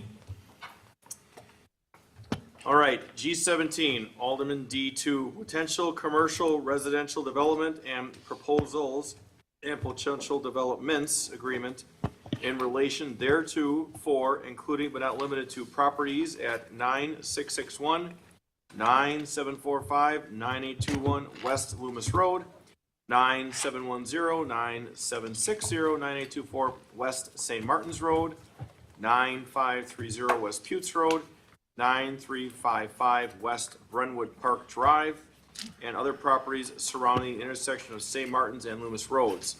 The developers, Arden Property Group, Inc., will provide a presentation on the proposed mixed-use development project in open session. The Common Council may enter closed session pursuant to Wisconsin State Statutes 19.85 sub 1 sub B for market, competition, and bargaining reasons to deliberate and consider terms relating to potential commercial, industrial, manufacturing, residential developments and proposals, and the investing of public funds and governmental actions in relation thereto, and to effect such developments, including the terms and provisions of potential development agreements, and to re-enter open session at the same place thereafter to act on such matters discussed therein as it deems appropriate. Top 10 longest ones ever. So, with that said, good evening, welcome. Please state your name and business address, both of you gentlemen, please. Each get a microphone. You bring it right up close, like literally 1 inch away, and speak loud and clear into the mic. Good evening, everyone. Thank you very much. Mayor, Attorney Wesolowski, council members, Kelly and Daniel. Thank you for your time this evening. My name is Ryan McMurtry, CEO and co-owner of Arden Property Group, Inc., 660 West Ridgeview Drive, Appleton, Wisconsin, 54911. My name is Jake Baston. I'm the Vice President of Construction with United Construction. We're a division of Arden Property Group, and our business is also on 660 West Ridgeview Drive in Appleton, Wisconsin, 54911. Thank you, gentlemen. Good evening, welcome. You've got the floor. Is your Thank father live here too? He, I don't believe he is signing in, but he should be Okay. watching on YouTube. That's I fine. believe, at this Go ahead. Oh, try to steal your.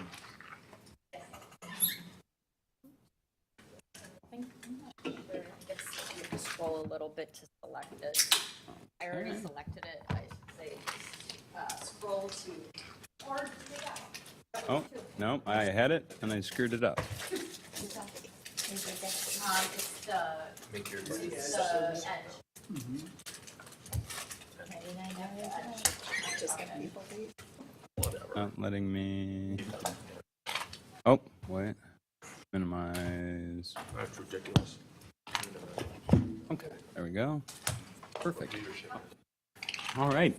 Thank you again for your time, everyone. Some of you are aware of Arden Property Group, Inc. and what we've already done in the community. Some of you aren't. So the presentation will walk through who we are as an organization, what we've already done in the community, the projects that would serve as inspiration for this proposal, and then some details on the specific proposal itself. First off, this is actually Highlands at Arrow Park. This is our newest flagship property, opened in the fall of 2023.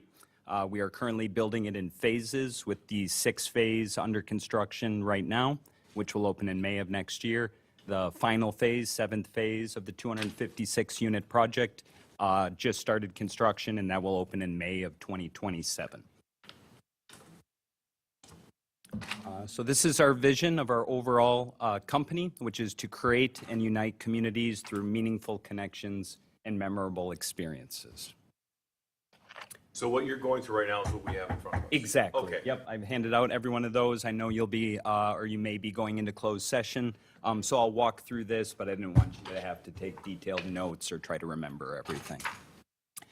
So we're a very unique organization in that we build, we own, and we operate.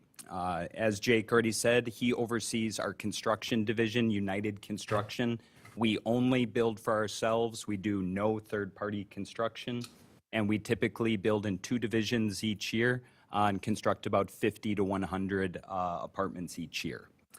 In addition, another characteristic that makes us very unique is we are privately held. We use 0 third-party capital.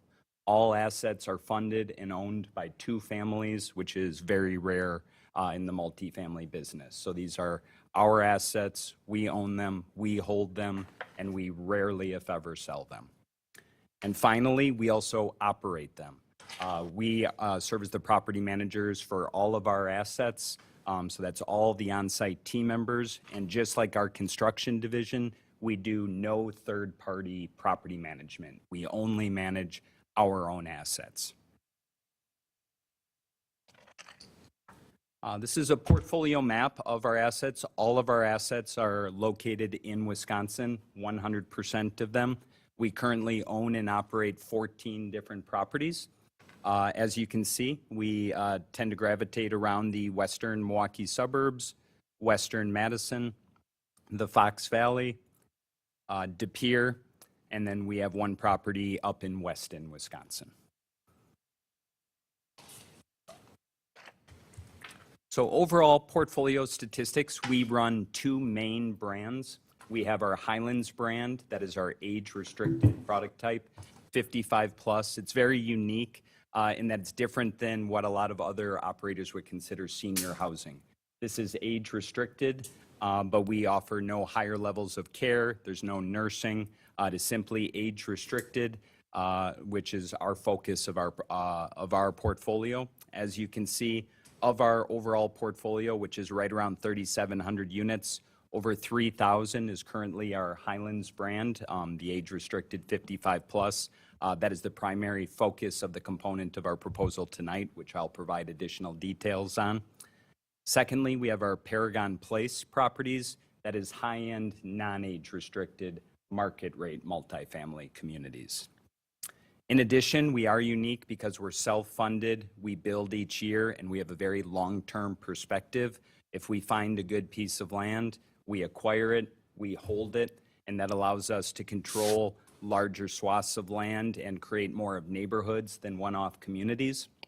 So at this time, we have 2,080 units of zoned land, and exclusive of the proposal tonight of the concept plan you'll see, we have 1,500 other units worth of zoned land in the state of Wisconsin. And finally, we do have some legacy properties that were acquired in the company's infancy decades ago. This is workforce housing, and we have about 200 units left of that. For those of you that may not know, we are the owners and operators of Forest Hill Highlands. This is an age-restricted community in the city of Franklin, and this is actually directly northeast of the proposal that we'll be discussing in additional detail tonight. So these are the pictures. Right now, this property consists of about 334 units. We have 4 two-story buildings, 2 3-story buildings, and then 7 2-story, 8-unit townhome buildings. And as of right now, this property, out of 334 units, has 4 available, so it's just under 99% occupied at this time. What was your percentage? 99%. So this is an aerial. You can see here, this is Forest Hill Boulevard along the right side. This is an interior shot, one of the 3-story buildings here, and these are the 8-unit townhomes.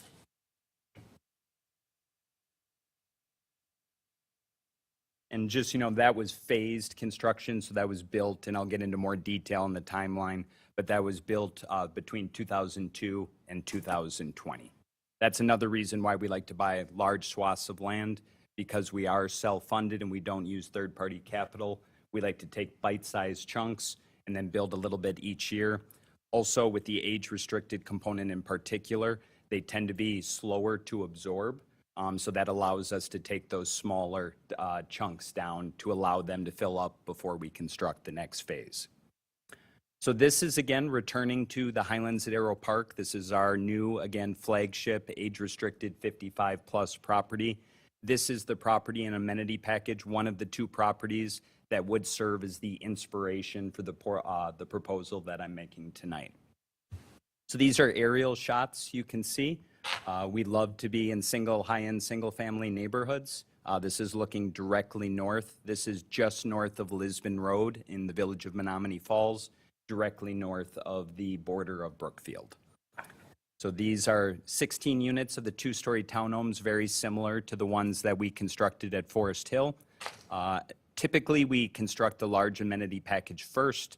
At this time, COVID was occurring, so we did a smaller delivery of these in 2021 and delivered these 16 units in 2022. And then we phased this building. This is the core amenity package. We delivered 61 units in the fall of 2023, 34 more units in the spring of 24. We just opened 56 units in July of this year. So you can see this is the new lawn that just went in. And we are very focused on connectivity and physical activity for our residents. So you can see here, we consciously did this path out to the main road here. And now with this phase delivering, we ensured that we would have a path that would come along the east side. This provides residents with access to the raised garden beds and the brand-new dog park. This 4th phase contains 49 units. Again, this will be delivered in May of next year. And as that is finished, this sidewalk will be connected all the way north so that our residents will be able to have great walkability around the entire community. On this picture just gives you a little more detail. Again, having control of our construction team. Again, Jake oversees our construction team. This is a very high-end development with construction occurring right next to where people are still living. As a result, it's really beneficial that we control that construction. We have great communication between our property management teams and the construction teams, and it ensures that we can continue to provide a very high-end quality of life for our residents that are moved in already as we construct the phased portion of the building. These are some additional shots of the property. We're very focused on fitness and activity, both on the inside and the outside of the property. This is a covered pavilion with a fireplace, lots of different types of sitting areas. This is an outdoor for turf area for bocce, outdoor yoga, cornhole, things of that nature. Separate areas for residents to gather in smaller groups, whereas this area tends to cater to larger groups. And again, this amenity package is the inspiration for what our proposal would be on the age-restricted component that I'll dig into additional detail after I work through these pictures. Something that makes our age-restricted component a little different than what you'll see in a lot of market rate communities. Market rate communities tend to cater to a more transient renter. Their turnover tends to be 40 to 60%. At our Highlands communities, our turnover averages 12 to 15%. And the vast majority of our residents have never rented before. They're coming from single-family homes. And our turnover, as a result of the low turnover, we have a great community. Our residents really get to know each other. And just like it's really beneficial for us to control the construction aspect, our ability to control our property management teams really allows us to provide stability for our residents. They want to know who the housekeeper is, the maintenance tech, the on-site director and leasing teams. It really allows it to feel much more like a home. We tend to also have with our unit mix, whereas market rate properties tend to have a significant amount of efficiencies in one bedrooms, with two bedrooms being less than 40%, we tend to flip that ratio. So our two-bedroom units tend to be about 60 to 75% of the unit mix, with the one bedrooms being anywhere from about 17% to 25%. And you'll see our smallest units tend to be just over 800 square feet, and they go all the way up to just over 1,600 square feet for our two-bedroom, two-bath with den units. So these are some pictures of the model that we have at the property today. Some details, we walk a fine line. We make sure we have technology that caters to our younger residents, but we also consciously select that technology so it doesn't alienate our older residents or those that aren't as tech savvy. Many of the high-end market rate properties you see today will use an intercom system that requires you to have a smartphone. This we specifically identified. It's called an AI phone. It gives our residents the ability to see all the entrances, let people in, and they are not required to have a smartphone, and it's very intuitive to use. Some little small details that we do that most other operators do not. We put a ledge above the washer dryer that allows our residents to immediately take their clothes out, fold them. It's easier on their back so they don't have to bend over. And it just provides a nice clean look for that laundry area as well. This is the main two-story lobby that greets our residents as they come in. Two-story fireplace, lots of gathering spaces. We put a lot of thought into the finishes to make it bright, welcoming. Also, we're very careful about the acoustical, how we do acoustical attenuation within these spaces. For example, small details, but these walnut panels are actually perforated and have acoustical attenuation properties, so it's easier for our residents to communicate and enjoy the spaces. One of the most distinguishing aspects of the property is our indoor pool. A lot of market rate properties have an outdoor pool, but those frequently are only active between Memorial Day and Labor Day. And again, to continue our theme of fitness, we wanted to have an amenity that our residents could use all year long. And at our age-restricted facilities, these tend to function more like an anti-gravity chamber and work for fitness and rehabilitation, as opposed to just being an activity where you can just socialize. Again, these are acoustical panels in this two-story room to make this a very pleasant room to sit in and enjoy. We have locker rooms so all the residents can come down from their units or walk over from the townhomes to change into their swimsuits, and very high-end finishes in these locker rooms as well. This is a nighttime shot of the indirect lighting, some of the fitness equipment that we provide for all of our residents, and all the amenities that you see today outside of the extra services in the spa room that I'll show you are all included with rent. This is our fitness room with high-end gym quality fitness equipment. Our residents really have no need to pay to go to another gym. This is all very high-end equipment. And we also, our distributor of our equipment, at least once a year, comes in and helps instruct our residents on how to use it. So this is the cardio and strength training room. And this is the Fitness on Demand room, which is a virtual trainer. This is a very highly utilized amenity. This is a golf simulator that's on our 4th floor. The residents love it, but a lot of the grandkids that come to visit love it as well. It also allows them to play zombie dodgeball and other games of that nature. And that's a full swing golf simulator. If any of you are golfers, that's the high-end brand that is used at commercial facilities. This is the spa room. This is when we partnered with third-party providers outside of the community. So we have estheticians, physical therapists, dry needling services. They come in. Our residents would have to pay for these services, but they're able to walk right down the hallway and access that amenity.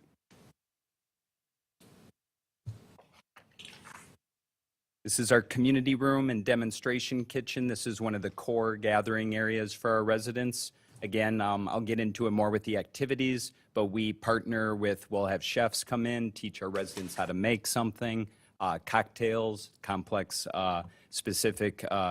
cocktails to teach our residents, and they can all sit around here. And then we have a room over here where these doors shut that can also be reserved for birthdays, baby showers, things like that. Directly across the hall, again, the idea was really to concentrate the amenities to increase the chances that our residents will interact and meet each other. This is a club room. We have billiards, poker, many different TV screens that have independent cable connections. So if you have a friend who happens to like the Bears, well, you want to watch the Packers, you can all watch it at the same time. Internet cafe, so this overlooks the main lobby. So there's a lot of activity between the entry area and up here in this area. Coffee is down in the lobby free of charge for our residents to access in a variety of different types of seating areas. And we are getting younger residents as we've refined our designs. As a result, a fair number of our residents still might work. So here's a conference room where our residents can gather. There's a screen here. They needed to join a Teams or Zoom call. Also, we have residents that tend to gather for volunteer activities. They can meet in that room. This is a makerspace. You can see some pictures of our residents gathering to work on projects there. And I'm pretty passionate about dogs, so we do very high-end dog parks. This just opened with phase 3. This is our bark park. We have yappy hours. This is all turf, very high-end agility equipment. The residents love it. Actually, we gave a tour at Alder Hassan and Alder Eichmann today, and they were able to go out there, and the residents were talking about it. So got to meet Charlie and Luna. And this is also our dog wash. This is right below the main area. So our residents, if they want to go on a log walk and their dog gets a little dirty, they can go in there and clean them. This is a guest suite. Again, interaction and fitness is really our main themes here. So a lot of family might come to visit residents. They can rent this out for a very reasonable price. It's much larger and nicer than most hotel rooms. So a family comes to visit a resident. At the end of the night, they can go get their own space if they would like. We built this one already. There was so much demand for this. We're actually putting another one in the 4th phase. So we'll have 2 when all is said and done. This is our package room. There is private direct access for our delivery drivers. They can get in to deliver all the packages. We have a camera so our residents are aware when they come in, but the delivery drivers cannot get into the main corridors. So it's very safe, but our residents have full transparency on when their packages are there.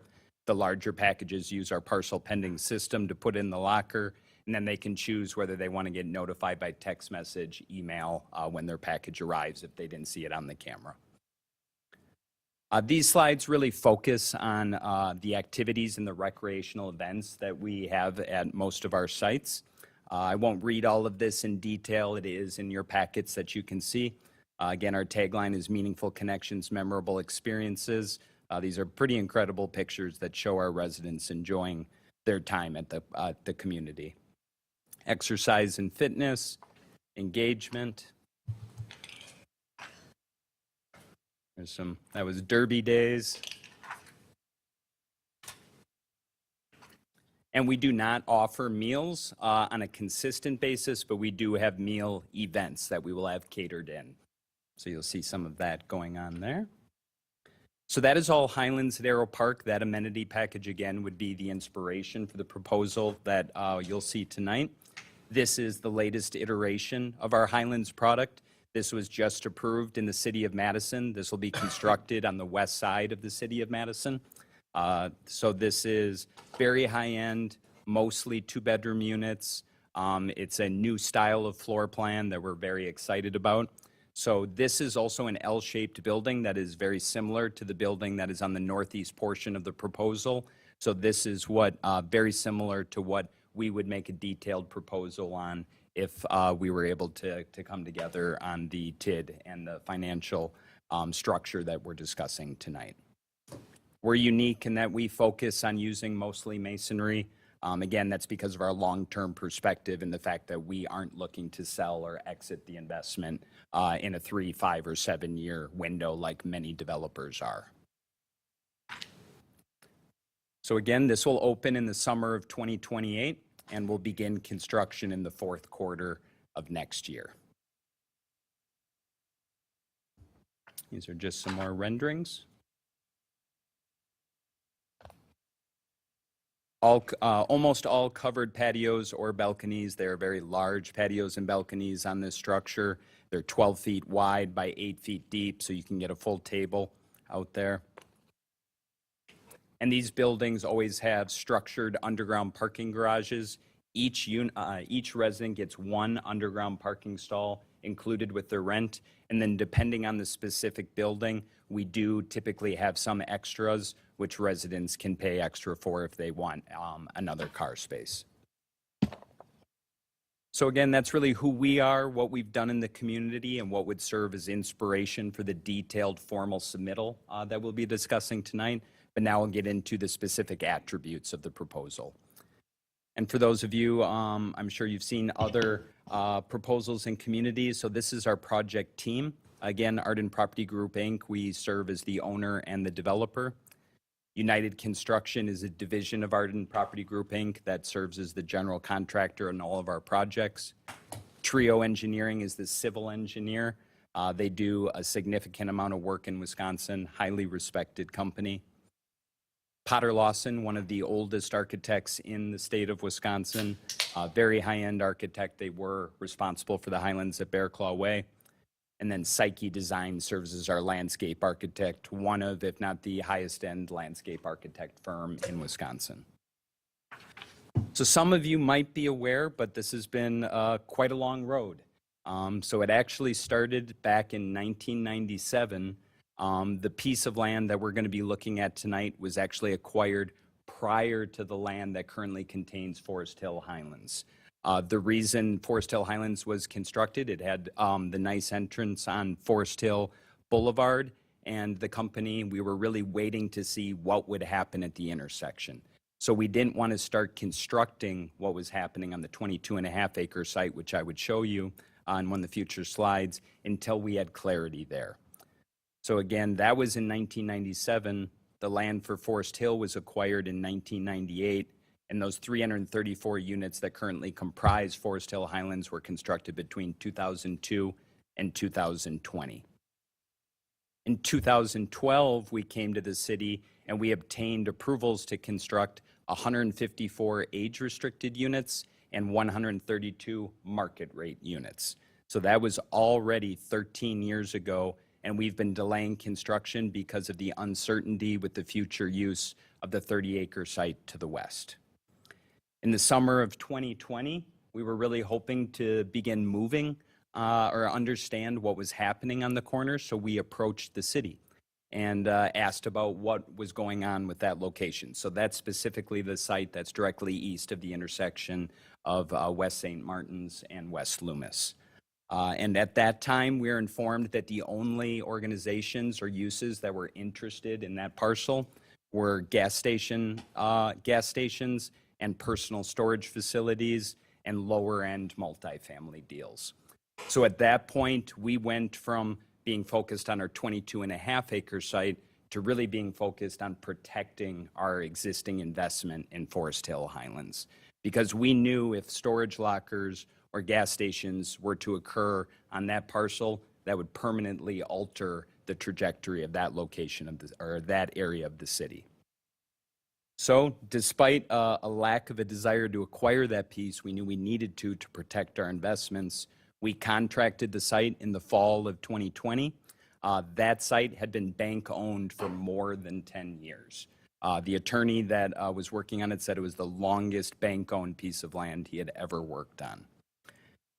Unfortunately, the seller was unable to deliver a clean Phase 1 environmental assessment, which was a core component of our offer. So we had to go back to the seller, the attorney and the bank-owned land, and actually restructure and amend our contract to take into account the contamination that was on the site. We were able to successfully amend that contract, and we closed on the acquisition in June of 2021. And that acquisition, again, was a preemptive strategy that reflects our commitment to both the city, to high quality, and making our vision come to life. And that is also when the initial concept plan for the Crossroads site was presented to planning staff.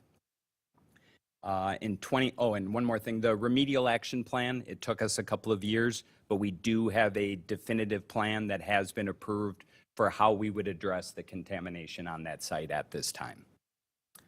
So in 2021, we held a neighborhood meeting, presented the initial concept plan, received positive feedback on that plan at that time. And after that, we approached the city then and discussed the need for the creation of a TID. Again, that was what we are proposing tonight, so you're all aware, is a PAYGO TIF. Zero upfront funding from the city, zero risk from the city. We take all the risk, we put in the infrastructure, and then the tax increment that is generated by the product helps bridge the gap between the quality of the project we're trying to propose and our concerns about the current blighted nature of the site. Now, the initial concept plan reflected civic uses at the corner. When we had further discussions with the city expressed that they did not have an interest in civic uses there. They wanted a mixed use on that highly visible intersection. So we went back to our team, redesigned the concept plan, inserted some retail components, and brought it back to the city in March of 2023. And we received positive feedback, but that's really where it has been left since then. We've continued to work with SB Friedman diligently over this time to try to work on a financial structure that works for how we run our business, because we don't sell assets. Many times the gap is defined based on the internal rate of return upon exit of the development. We don't plan to exit. So we've been working again diligently with SB Friedman for about the past 12 to 24 months, working through the structure that would work between us. So I'm assuming you're all aware, but just in case you haven't driven down there in a while, this is the current intersection condition. So this is looking to the south-southwest and the north-northwest. Right? Looks a little better now. Always find a positive. So again, we'll get into a little bit more, but this is why we need the TIF and the TID to be created. We want to do a Class A project, but it has been, we have been unwilling to invest at this location without some financial support for the city. And that is further clarified by the fact that we have this approved plan to date. So just so you're aware, north is to the east. So north is to the right side of the page. Sorry about that. Didn't mean to confuse you, but this is West Highland Park Avenue and Brentwood. And you'll see this design, which we could actually pull a building permit on because this was part of the overall PDD. We constructed part of the buildings of the PDD. So this plan remains alive today. Planning staff has confirmed that. However, again, we have chosen not to construct it because we have been unwilling to take the risk in this location. And you'll see here, we had, in which I will compare and contrast with our new proposal, the largest density building is on the east side. This was a function of the fact that we didn't know what was going to happen over to the west side at first, and also there was a Meijer being proposed at the time, for any of you that were on the council at that time. We were concerned about the sound and the loading docks, so we concentrated this larger building on the east side, and the reality is there's a single-family home here, single-family homes here, and then the single-family neighborhoods continue on to the east. So this doesn't really make the most logical sense to go from single-family to larger scale development back down to smaller scale, but this is the only way we could feel comfortable with the Meijer store being to the west. Obviously, the Meijer store has since died, and we have since acquired the site, but this shows you the proposal that we had at that time. This puts it all in context. So Forest Hill Highlands, again, that was built between 2002, 2020, age-restricted community up to the northeast. Here is the core intersection. And then this is the 22.5 acre parcel that we acquired in 1997. This was acquired in 1998, and this was constructed, this was not. And this is the overall 22.5 acre and approximately 30 acre that we're requesting a TID to be created for. So overall concept plan, we really wanted to deliver a comprehensive proposal that seamlessly integrated mixed uses and high-end multifamily development. And you'll see the component, and I will dig into the detail. The gray components are age-restricted. The white components would be our Paragon product. Those ratios between age-restricted and market rate was per the direction of the city. We would be potentially open to doing more age-restricted, but at the time of developing this proposal, the city did give us feedback that they only wanted this component to be age-restricted. So the main goals here was we wanted to develop something that would serve as a catalyst for the surrounding area. Define the southern gateway to the city of Franklin. And another key thing is provide connectivity between West Loomis Road and West Highland Park Avenue. You will note that the previous proposal did not have this connectivity because we did not own this land. It was just a north-south street. So now that we own and control both parcels, we're able to provide this connectivity, really provide a much better feel for this area of the community. And we consciously eliminated the connection down to Putes because we wanted to respect the single-family nature to the east, the single-family homes to the south, and preserve the rural nature of that area of the city. And we were concerned that the north-south, if this leg was sent south, could turn this into a thoroughfare where people could use this as a shortcut. And finally, we also want to preserve and integrate open spaces and natural features. Again, some of you might not be aware, but there was an extremely well-done plan for this area called the Crossroads Trade Area Regulating Plan in 2004. So that's where the name came from. We wanted to pay homage to that plan. It's actually probably good it wasn't constructed at that time because the retail and commercial ratio was probably too high in a post-Amazon world. But there were a lot of aspects of that plan, if you look at it today, that were very well done, and a lot of public feedback went into that. So this is the same plan, but it breaks it into pieces. So again, tonight, the focus of this is this component in green. So we have Building E. This is very similar to the Highlands at Bear Claw Way project.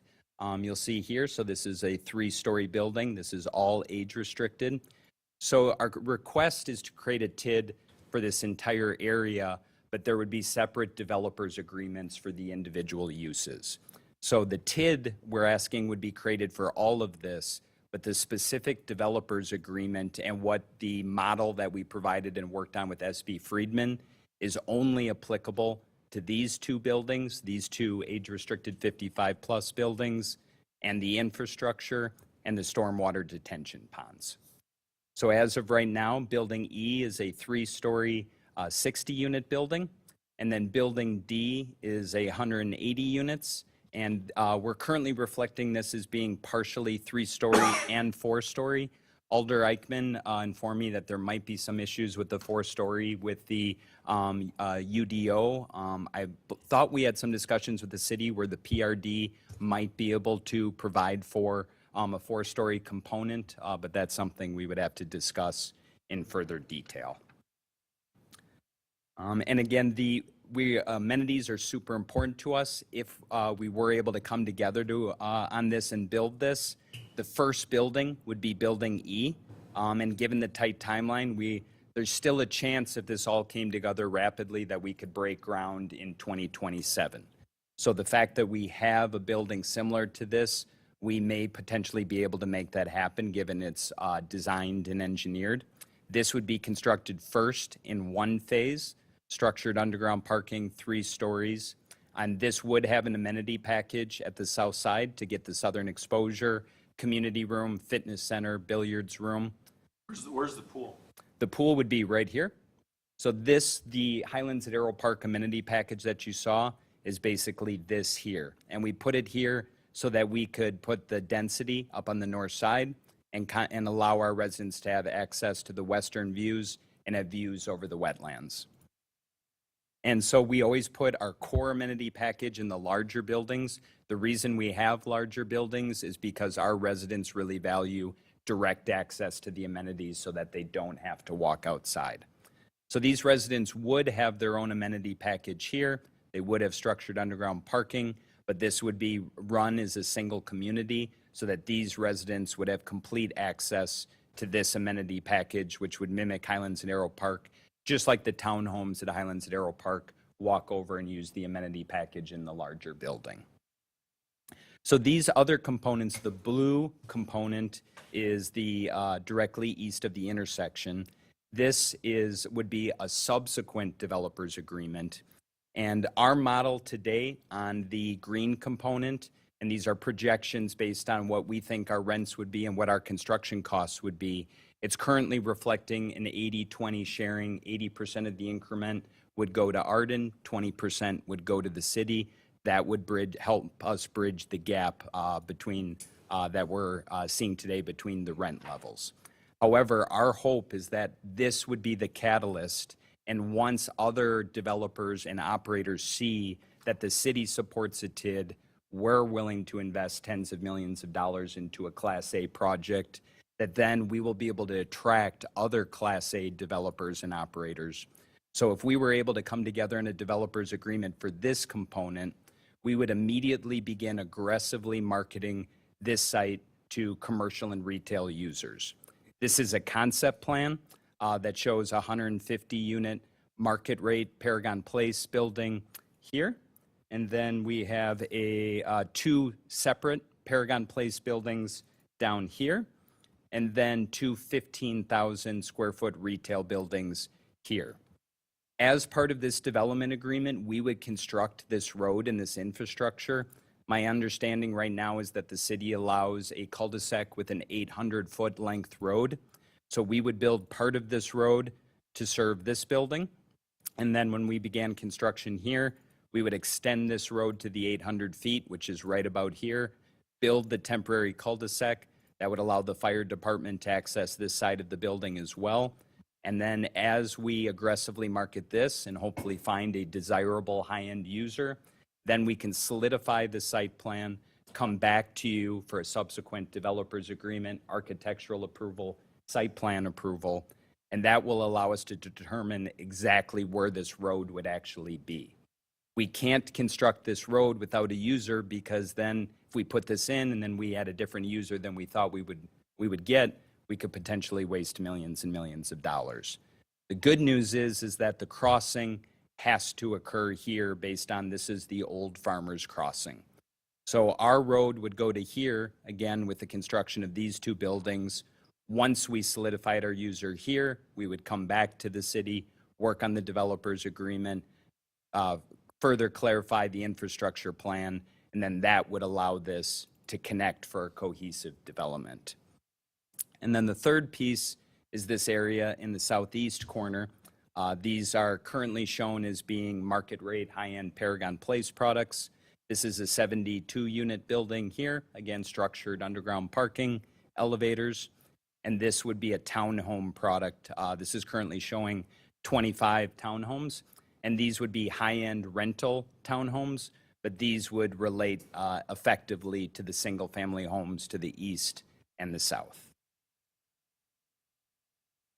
Our consultant, Baker Tilly, who has been helping us work with SB Friedman, they put our data from the model into their model. So this is a summary of the projected economic impact to the city that would result from this project. Each phase of the project construction is estimated to support 229 total jobs, both at the project site and within the project's larger supply chain. During each phase of construction, again, because we're self-funded and age-restricted is slow to absorb, this would be phased. The 60-unit building in the northeast would be one phase. The larger 180-unit building to the west would be currently projected to be done in 4 phases, and that would be contingent on absorption. There's a chance it could go faster. If it didn't absorb as fast, we could potentially go slower as well. But this is based on constructing, again, the northeast building in 1 phase and the larger building in 4. So that would be just over $17 million of income for workers that are supporting the construction. And just to further clarify with our team, we serve as the GC. We have a very small team. Jake oversees a director of field operations and our superintendent team. We sub out all the trades. We have a lot of long-term relationships, but we bid out each project to be as efficient as possible. But that is why there will be a lot of jobs created. That's not Arden team members, except for Jake and our team. Everything else would be bid out to subcontractors. Each phase of construction is estimated to contribute approximately $27 million into the local economy's gross regional project, and about $665,000 of new taxes for Franklin and Milwaukee County. So that is who we are, what we've done in the community. You can see real projects that we've constructed that would serve as the inspiration for this development. We worked very diligently with SB Friedman back and forth to structure this creative arrangement to be able to define the threshold without forcing a sale. The current projections, again, are about an 80-20 split. We really hope that us serving as the catalyst will build the momentum for this project so that the subsequent developers agreements can be underwritten at a higher allocation to the city. So if we don't receive support, as has already been exhibited by our delay of the 2012 construction, we would be forced to delay at this time. We do have fully approved projects in Menominee Falls in the city of Madison that we would then go and target before we would ever begin on this because the gap doesn't work at this time. So thank you very much for your time and the opportunity to present on this proposal. We're very, sorry about that. We love the community. We think this is a really special area of the city. We feel it's blighted at this time, but we think it's time for something special to hear, and we would love to get to work.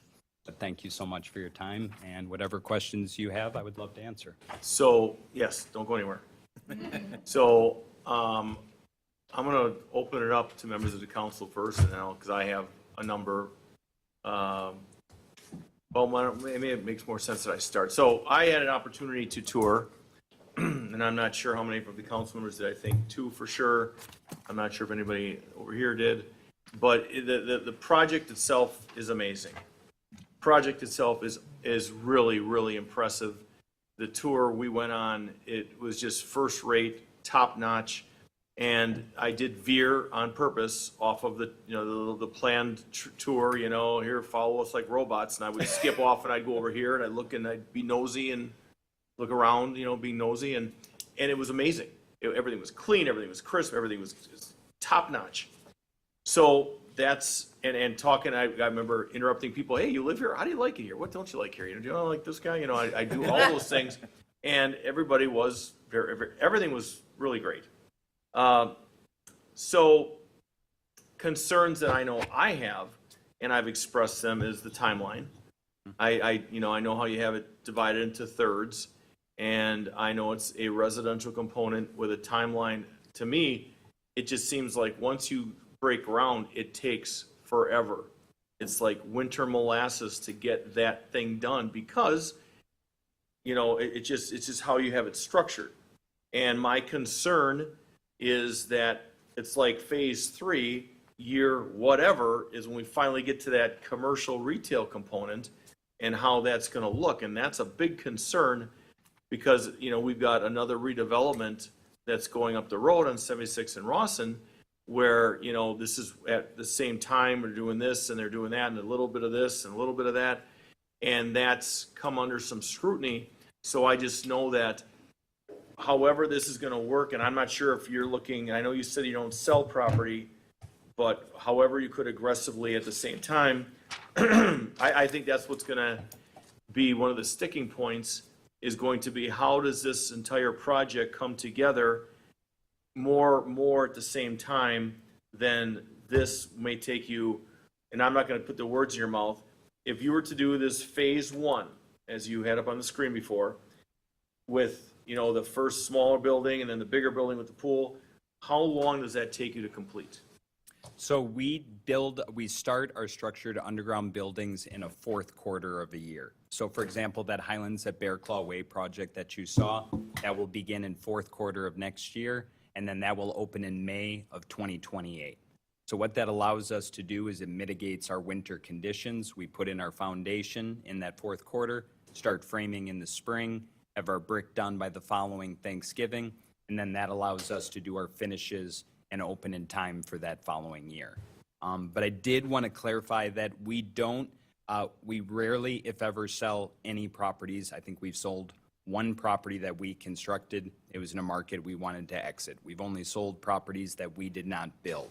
However, if we were able to come together on this, we will serve as the catalyst with our age-restricted component, but we would again begin aggressively marketing that western portion where we would have the commercial and retail. We would then have the ability to tell our broker, the city has agreed to create a TID, the city has agreed to help our project, they're excited and open for business, and we would heavily market that. And if we found the perfect user, this is a rare time where we would be open to selling the land to the right commercial user. We would never sell it until we knew exactly what that use was. Fair enough. That's the whole reason we bought this piece. Our number one goal is to protect this area of the city and protect our development. So we wouldn't, again, I can say it, we would be open to selling a piece to the right user.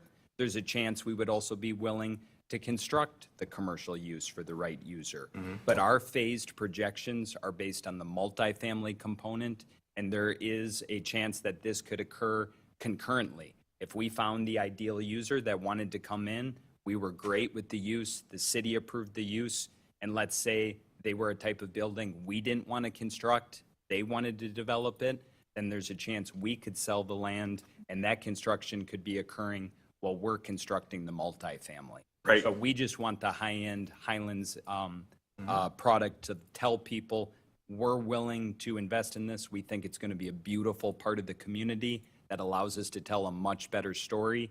As I said, that was bank-owned for 10 years. There wasn't any commercial interest. So we're hoping to serve as that catalyst, go to market, and if we can find somebody that wants to build at a faster rate with that desirable use, that can occur concurrently with our construction of the 55+. Okay, good, so you're not stuck with that one. And looking at the boundaries of this investment, the entire TID, you know, looking at how it would jump across the street and get rid of that, you know, well, the blighted part that you speak of, when we look at that dilapidated gas station, which is horrible eyesore, hopefully will be gone from the owner next month, because that's also holding things back, I think, from people wanting to take a flyer on something or really want a development because they look at this horrible, terrible area. So there's that in the car lot. So hopefully this will all be one great, wonderful development, but jumpstarting it is you. So that was one of my things. I'll go into more when we go into close. So it's open right now for any questions. Alderwoman Eichman and Alderwoman Day. Thank you, Mayor. From taking the tour of their property in Menominee Falls today, the pictures can't even begin to compare to what it looks like in person. And I know Ryan has offered for other alders, if you're interested in taking a tour, of course, only 2 alders can go at a time due to quorum. he would be more than happy to give you a tour, and I highly encourage it. It's really something to see, without a doubt. As far as the construction, I can appreciate that it takes longer just due to the quality of the construction. You know, they're not just slapping up some apartment building to get it up and running. The quality of the construction is really, really there. Every little detail that's put into it is it's just amazing. From not having the atrium have any echoing to just the sound barriers and protection that they've put in. It's just, they have thought of everything in constructing this. The baby boomer age is, you know, a lot of people are wanting to sell their houses. They don't want to worry about taking care of their lawns anymore, snow in the winter. You know, we've got, as Ryan mentioned, the Highlands, of course, in my district behind the post office, that's at about 98-99% max capacity. I know that New Perspective is often very full.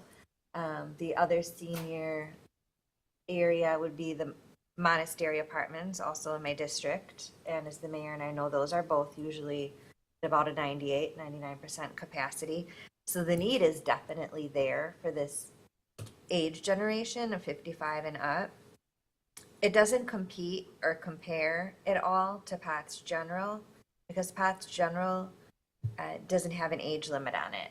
Anyone can move into Pat's General, whereas this is only for seniors, or Well, part of it. part of it, 55 and up. Not the entire.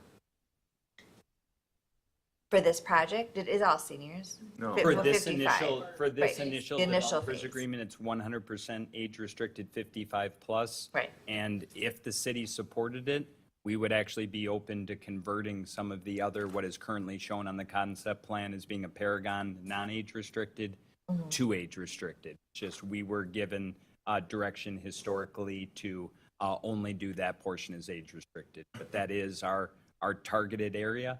We would be open to doing future developers agreements with 55 pluses. So, I mean, the need is there with the capacity filled, the other areas that we have.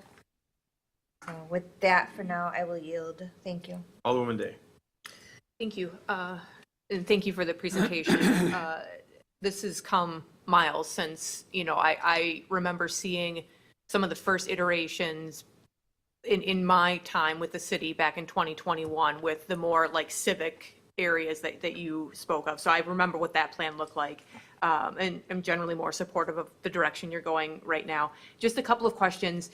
So when we're talking about the difference between your age-restricted portion and your regular market rate portion, when you talk about the rent component, is it the same or is the 55 plus a little bit less? How does the rent play out typically in your other units where you may have two different populations living there? Typically, there tends to be a slight premium on the age-restricted component, and I believe Lance and Joe are both on the call. So one of their comments on our model was that our rents seemed a little bit higher than some of the other areas that have been underwritten for TIDS or other high-end communities, but our expenses were also a little higher.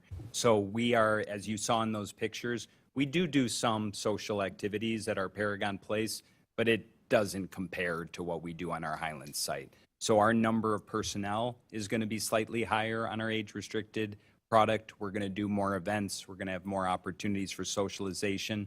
So again, our rents will be a little higher on the Highlands side. Our expenses will be a little bit higher on the Highlands side. Sure.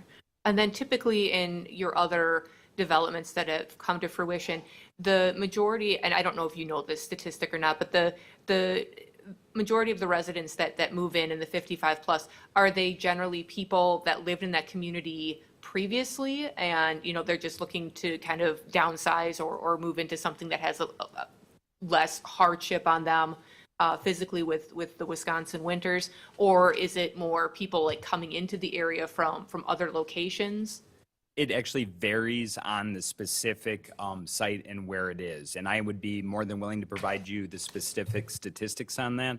But our Highlands at Arrow Park project, it tends to concentrate on the closer area, but it can pull from a very large area. We actually end up getting some people from your typical warmer environments like your Arizonas and your Floridas. I was talking to Alder Hassan and Alder Eichmann a little bit about this today. I believe it's called a boomerang.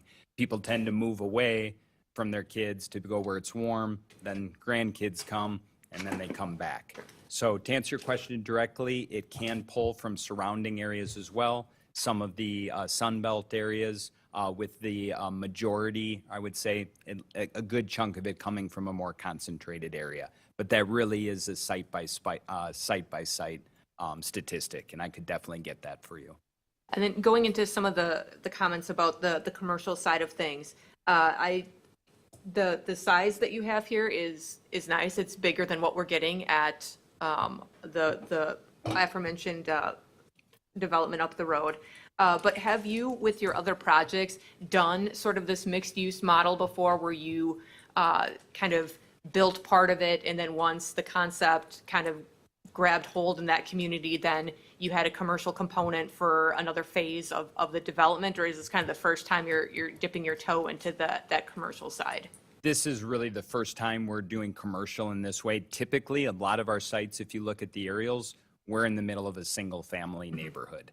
So in this case, we, again, approached the city in 2020 hoping that somebody else was going to do something there, and we were directed that they hoped we would buy it. We reluctantly purchased it. My partner, who is probably watching this right now, did not want to buy it, but I was so concerned and passionate about protecting this area of the community that we really did a defensive play on acquiring that site. So we are not a commercial-focused organization, which is why we would be open to selling to the right high-end tenant. But this would be the first time we've done an overall mixed use because it was an opportunistic acquisition to protect our existing investment at this time. Yeah, and I appreciate you saying that you were willing to both potentially sell to the right person or potentially build for the right person. So that does leave our possibilities open a little bit more. We are very open to the right user. Alder Eichmann and I were talking about some different types of users. We were exactly on the same page with what we are looking for. One thing I can tell you we would never do is sell without a defined user. But we would want to contract exactly with them. We would want to have architectural controls in some way to know what would be there. But if the ideal type of user came along, we knew what the building would look like. We knew it would be used for. We would have no problem selling it to them, having them construct it. That developer's agreement would then be for that specific component. We would love if a great users came in, approached us and said, we want this site, we believe in this intersection, we appreciate the TID support, let's go work together so that we could sell to them. And most other organizations use third-party capital. They are going to build more rapidly than us, and frankly, we would love that to happen. Okay, and then my last question, still kind of staying on that commercial side of things. And I understand why you're starting where you're starting and what buildings you're starting with. Are you willing, provided that things go well with the cities as far as this development agreement and the uptake for people wanting to move into that first phase, are you willing to move ahead with further phases of this development separately from potentially the other corners of, let's just call it our not most aesthetically pleasing intersection in the city? Like, you're not going to kind of put the brakes on if things aren't happening, in that northwest corner as quickly as you would like, I guess is my question. I just want to make sure would I be able to pull up the concept plan again, just so I make sure I'm. Or refer to a page. That'd be easier. Yeah, I got it open. In the essence of time. Oh, yeah. If you, well. There's no page number. No page number. So Alder. You can hold it up. So are you saying depending on what happens over Yeah, here? so the gas station across the street. Oh, over there. Yeah, so you had mentioned that, some of it's not the most aesthetically pleasing intersection in our city. So, and you had mentioned that, you were kind of waiting to see how the uptake from the city came as far as development agreement and the TID, but also kind of what else may be going on in the other kind of bordering properties to yours.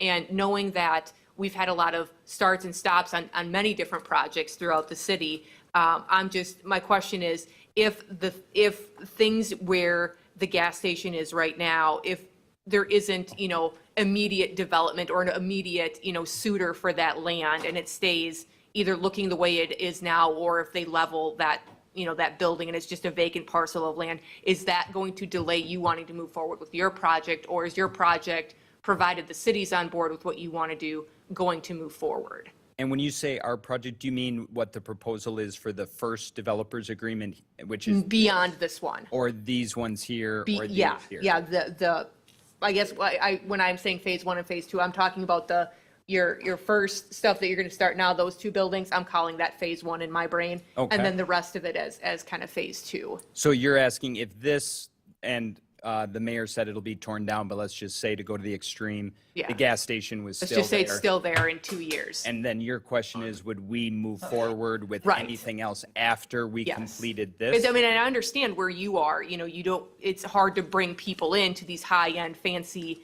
accommodations when that, they're looking at something that is not what they want to look at. Well, this is a great question, because there's really, one of the benefits of the TID, and I just want to make sure you're all aware, first off, again, it is a pay-go. The city is not taking any risk. We're taking the risk initially. Secondly, we have worked so hard with SB Friedman that this TID structure, if it exists, it is based on our projections. But if our rents are better than we think, we don't get assistance if it's over that threshold. So this is really a have your cake and eat it too from the city. We get the insurance that if the rents don't meet our thresholds, which is why we've delayed, we get the financial help to bridge that gap. If we build it and, oh my God, the rents are way better than we thought, then we're going to be over that third-party defined threshold that SB Friedman can help explain to you in more detail, and then we're not going to get help. So the city gets kind of to have their cake and eat it too. We get to help the support. So to answer your question directly, what is going to determine whether we keep going is absorption. Okay. So that's really it. If we keep building phases and they keep getting filled, and we have continued to have that TID support from the city, if the gas station's there, but it's making financial sense and people continue to move in, we're going to keep going. I believe in this section of the city long-term. I just can't tell my partner in our company to invest tens of millions of dollars with the state that it's currently in, given the quality of project we want to build. Yeah. It's too scary for us to make that investment now. But if we get the TID help, we come together and this all works and they continue to fill up, we will keep going. Yeah, because I think our concern is, that commercial piece comes with the further down the road, project. And Yes. if the further down the road project gets stalled because other development that you don't necessarily have control over isn't moving along, Yes. Is that going to stall out? Because I think what this council and has talked to with other developers is we really need that commercial piece. Yes. So we need to make sure that is still going to happen. So that's what I was looking for, that you're not, going to hold up if things are working well with the city and your absorption, you're not going to hold up or pump the brakes if something over there hasn't been developed yet. If it makes financial sense for us, despite what's across the street, we have the wherewithal to continue going. However, this is a great point in time for me to say something we are not willing to do is to guarantee a timeline for the commercial use. This corner has been vacant for 30 years. If it was the city's requirement that we sign on the dotted line and say, as a condition of this TID, there will be a commercial component within X years, that would be dead on arrival for us, because nothing has happened for decades. We cannot take that risk. We will not take that risk. So I just want to make that very clear, that we are unwilling to make any guarantees about what would happen, because nothing's happened. We're really hoping that we can serve as the catalyst and build momentum. And if it continues to make financial sense, we can continue going. A really other key differentiator of us that I kind of glossed over and didn't mention in detail that makes us different than I can almost guarantee any other developer in the area, we do not use construction financing. We build our projects with cash. We wait until they are completed, stabilized, and the risk is gone. We then take the asset to market for our long-term takeout debt, and we use institutional financing. So when it comes to determining, do we proceed with construction, we make that call. The bankers don't make that call. And if we keep building phases and people keep moving in, ugly gas station aside, if the numbers make sense, we have the liquidity to continue doing that, and that's where we need the support with the city, so we have the ability to be the catalyst. So again, the really short answer to your question, sorry for being verbose, is that if it works, we will continue doing it. We are just unwilling to guarantee what that timeline is. Fair enough, thank you. Yes. Alderman Craig, then Alderman Salus. Super, thank you. When we talk about the price points and you show the internet data centers and such like that that are within your common areas, is data connectivity part of the package for residents, or is that something where, hey, you can call whoever you want to get internet in your place, and if you want to use the free version, you got to come down to the internet cafe, as it were? Great question. We've actually done it both ways. So I would say about 40% of our portfolio, the residents pay for the internet or TV or whatever they want. We have the service in the building. It's on them, and we have some Wi-Fi in our common areas. Highlands at Arrow Park, the property that I showed you in those initial pictures, I was really focused on making this an easy lifestyle for our residents and making it as simple as possible. Many communities today post their rent, and what a lot of renters are balking at this point is it will say X dollars for your rent, and then you have all these ancillary fees underneath. That just didn't feel good to me. So how we structured Highlands at Arrow Park is they pay for water and sewer, or we pay for water, sewer. We provide them with internet to their unit. We provided them, and this is probably dying off, but because it was age restricted, we even provided TV. So the residents get water, sewer, TV, internet, underground parking spot. That's all included in their rent. The only thing the residents pay for at Arrow Park is if they want an extra parking stall, water service, and trash removal. So the short answer Water is, service. oh, like actual water into their, or actually we pay for water, they pay to heat the water. Sorry, we pay for water, sewer, they pay for heat and electricity. Gotcha. So, so it would depend on our contract here, how we would do it. I love the idea of providing internet because it's just one less thing to worry about. But that's not something I would want to promise right now. Sure. Because it would be contingent on our negotiations. But Arrow Park, it's all included. Okay.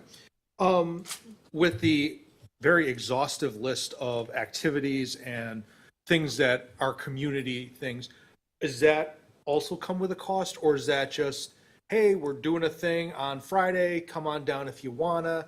You got to sign up beforehand so we can obviously know how many people are going to be there. But is that something where, bring $8 and we'll be able to have a good time, or is that that's just a perk of living at Arrow? Or? Absolute mixture of them too. It totally depends on the type of event. Many of them are free, just like you said, come together. We're doing this at this time. We actually partner with fitness facilities. Alder Eichmann and Alder Hassan saw it today. I think there was multiple different instructors coming in. So some of those classes are completely free. A lot of the activities are completely free. At Arrow Park, a lot of our residents are actually starting their own groups. They come to our on-site teams, and our on-site teams help support that for them. That's obviously free of charge.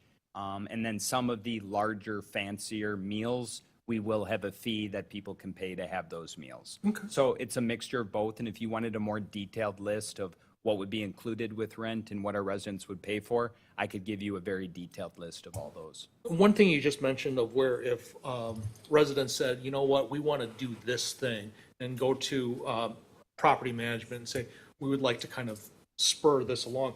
Would that allow, or would that be something that would be discouraged to have a public, where it's open to the public beyond the residents?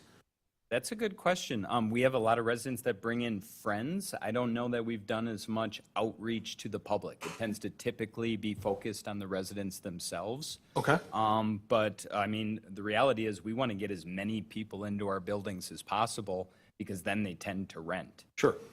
So, and a really interesting statistic, and I quoted this with both Alder Hassan and Alder Eichmann today, socialization is so important. If our residents make one friend, they're 50% more likely to renew. 2 friends, they're 75% more likely to renew. And if they make 3 friends, they're almost guaranteed to renew. So I'd love to see people happy. I love to see them interacting. But from a financial perspective, it's also selfish. As this community is created, and again, both alders saw it today, multiple residents coming together, gathering, participating in these classes. If they want to bring their friends into the community and they fall in love with living there, we just rented another unit. And if that resident is moving in because they have a friend, not only did we rent a unit, they're now a sticky resident. So if you wanted specifics, I would have to talk to our on-site team about how open we would be about the public. But we love friends coming into our buildings because reality is it's essentially free advertising. Yeah, exactly. When we talk about your other property has a fairly close proximity, would there be any sort of roadmap to a kind of absorption of both into one sort of larger conglomerate, or is this going to just stay separate properties overall? We've thought about it both ways. I mean, right now, this would be kind of analogous to 2 other properties we have. If you look this up in Menominee Falls, we have Wildwood Highlands, which is 367 units. And then directly through the woods, we have Highlands at Wildwood Lake. We continue, right now, we run those separately and brand them separately. There's a chance in the future that we might combine those. So specifically here, we haven't thought about that in a lot of detail yet. But there would definitely be, no matter whether this was how we technically branded them, there's going to be a lot of interaction between residents, I assume, given they're close to each other. Great. You said that you would be open to the possibility of, dependent on how things go and your absorption rate, of, at some point even having a conversation of maybe, building A would not be part of, was it Paragon Point? Paragon Place. Paragon Place, I'm sorry. And there might even be another Highland property. If you were to decide, if that kind of was a conversation to be had, what would be the difference in terms of physical safety for the residents? Because obviously, as you get older, that, I don't move as well as I used to when I was 22. But is there a level of, we need to have these sorts of safety pieces in place for the age-restricted residents? There are subtle differences. So the reality is there aren't a ton of differences between the product types besides maybe the size of the units, the types of amenities we have. All the buildings you see here, except for the townhomes, have elevators. We tend to be more careful about the distance to elevator in our Highlands product versus our Paragon Place. We have a rule of thumb. We never want the elevator to be more than 5 unit lengths away from any one resident, because we do have a property we have since sold. That was the one property we sold. We did 6. Turned out that was too far. So 6 unit lengths might be fine for a Paragon Place. We would be unwilling to do that at a Highlands because it's too far of a walk. Something else we do in our corridors, and I should have pointed this out to Alder Eichmann and Alder Hassan today, because we do the larger buildings, which are 55 plus, that's to provide direct access to the amenities. We spend extra money in the hallways to cut out sitting areas that could be allocated to a unit. But we cut those out so that our residents, if they want to do a long walk through the corridors, they have a spot to sit and rest. Okay. So those are some of the subtle differences.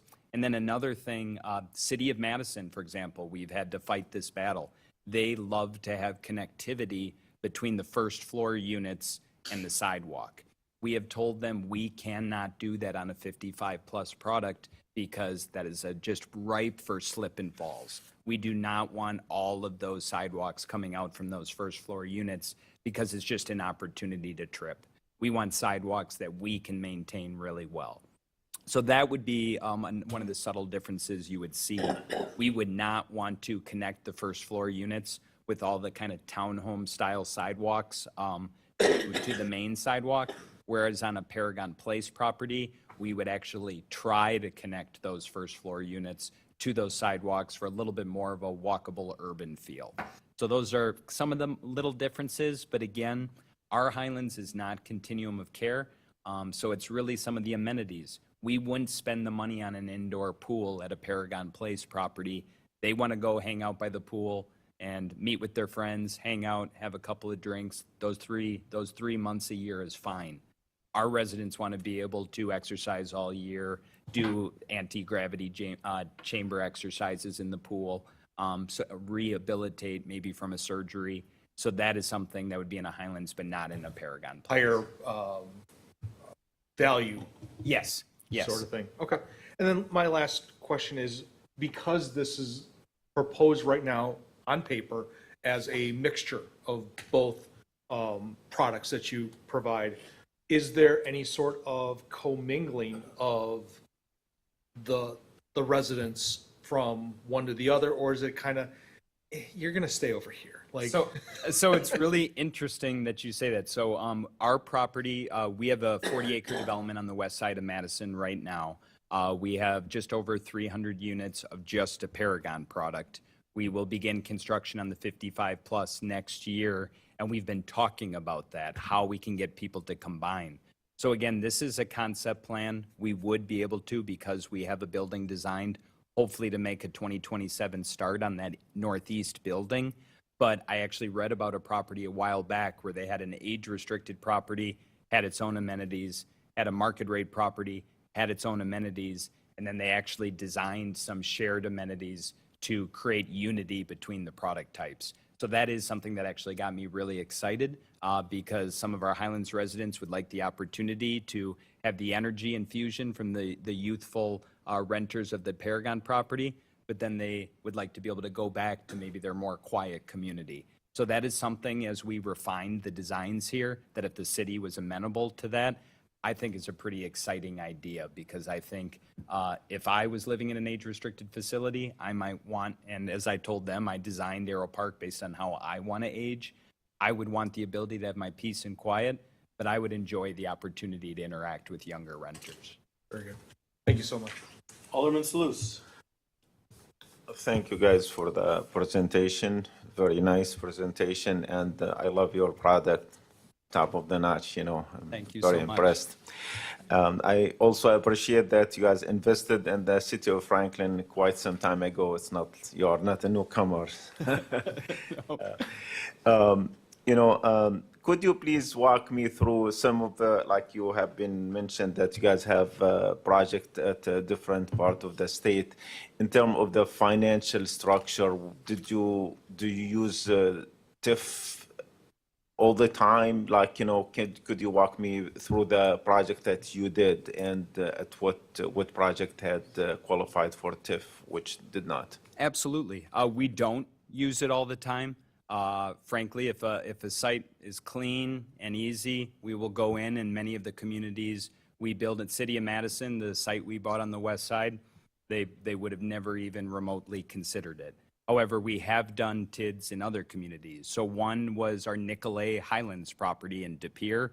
If you go there today, it looks beautiful, it's walkable, it's urban.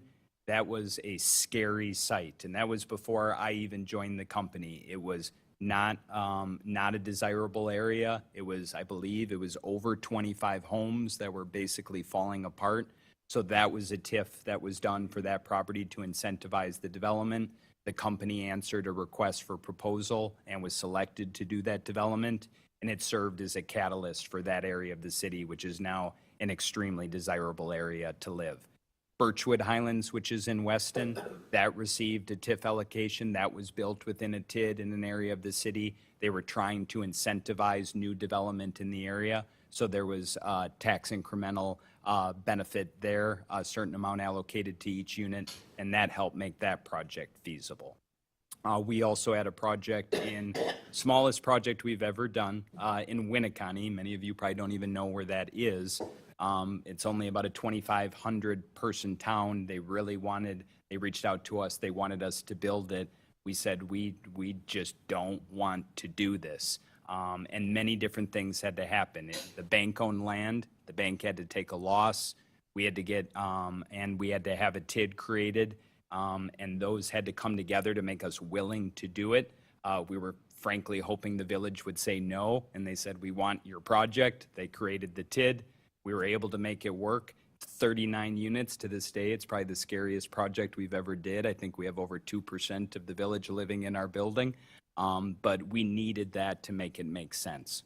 So out of our 14 communities, that's 3 I just named off.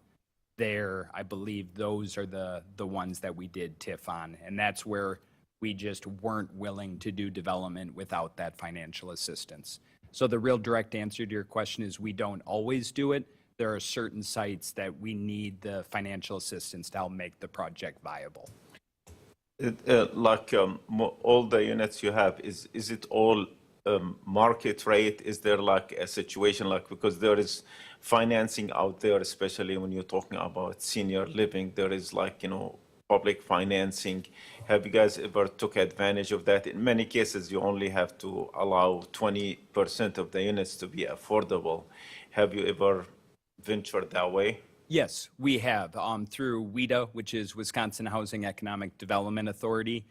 It is a very small percentage of our portfolio today. We own and operate about 3,700 units today. And as of right now, I believe we're down to about 400 units that are what you would call LIHTC units or set-aside units. There's a very small percentage of units actually at Forest Hill that were done under the WHEDA program. So there are 24 units in Building 5 and 24 units in Building 6 that were done through the 4% tax credit program that helped allow us to provide some units at 50% and 60% of the area median income. Is the 4% LIHTC a consideration in a project like this? If the city, because, we are stressed financially in terms of the number of projects that we have been going through. So I'm just wondering. 2 reasons why we don't feel it's viable right now. Right now, and we've been arguing with WHEDA on this. We've given up. We gave them our opinion. They decided to put as a condition of taking the tax credits, I believe they did this about 4 or 5 years ago, they have put rent caps in place. So I don't remember the exact statistic. I believe rents can only go up 3 or 4%, and that's it. So if you're all aware, you've all experienced the hyperinflation that's gone on the past few years. If we would have signed a deal like that, we would be completely underwater, because if our expenses are going up at 5, 6, 7, 8, 9, 10, or insurance, which has gone up 40% in some cases, if our rent can only go up 3 or 4%, that would be completely not viable. So they're putting the cap on the rent on all the units? On those set-aside units. Oh, the 20%. I believe it's only, it's 20 at 50 or 40% if you do 60% to median income. Those rents can only go up that percent. So that amount of risk is not something we would be willing to take on. The other thing is, we were really hoping to frame this section of the city as being extremely high-end, and we've heard some feedback that LIHTC was not a desired component in this area, so that's the other reason we weren't considering it. Thank you. Mr. Bricarelli? Hi. Alderman Hassan? Yeah, I just really want to thank Ryan for the wonderful tour we had this afternoon. Just like the mayor mentioned and like the other woman Eichmann said, the building structure-wise was really amazing. I was very, very impressive. And it really feels like you're living in a resort. The fact that the people live in that building are 55 and above is really also a big asset for the community, because people 55 and above are least to cause trouble for communities, and I think they will be a huge asset for any community that they live in. They will bring like their kids, their grandkids, their friends. So I feel very, very positive about this project, and the tour was really wonderful. Thank you so much. Thank you. Alderman Pecorelli. So I just want to clarify. So the other two phases that we're talking about, one that has partial commercial on it and one that had some of the townhomes and everything on it.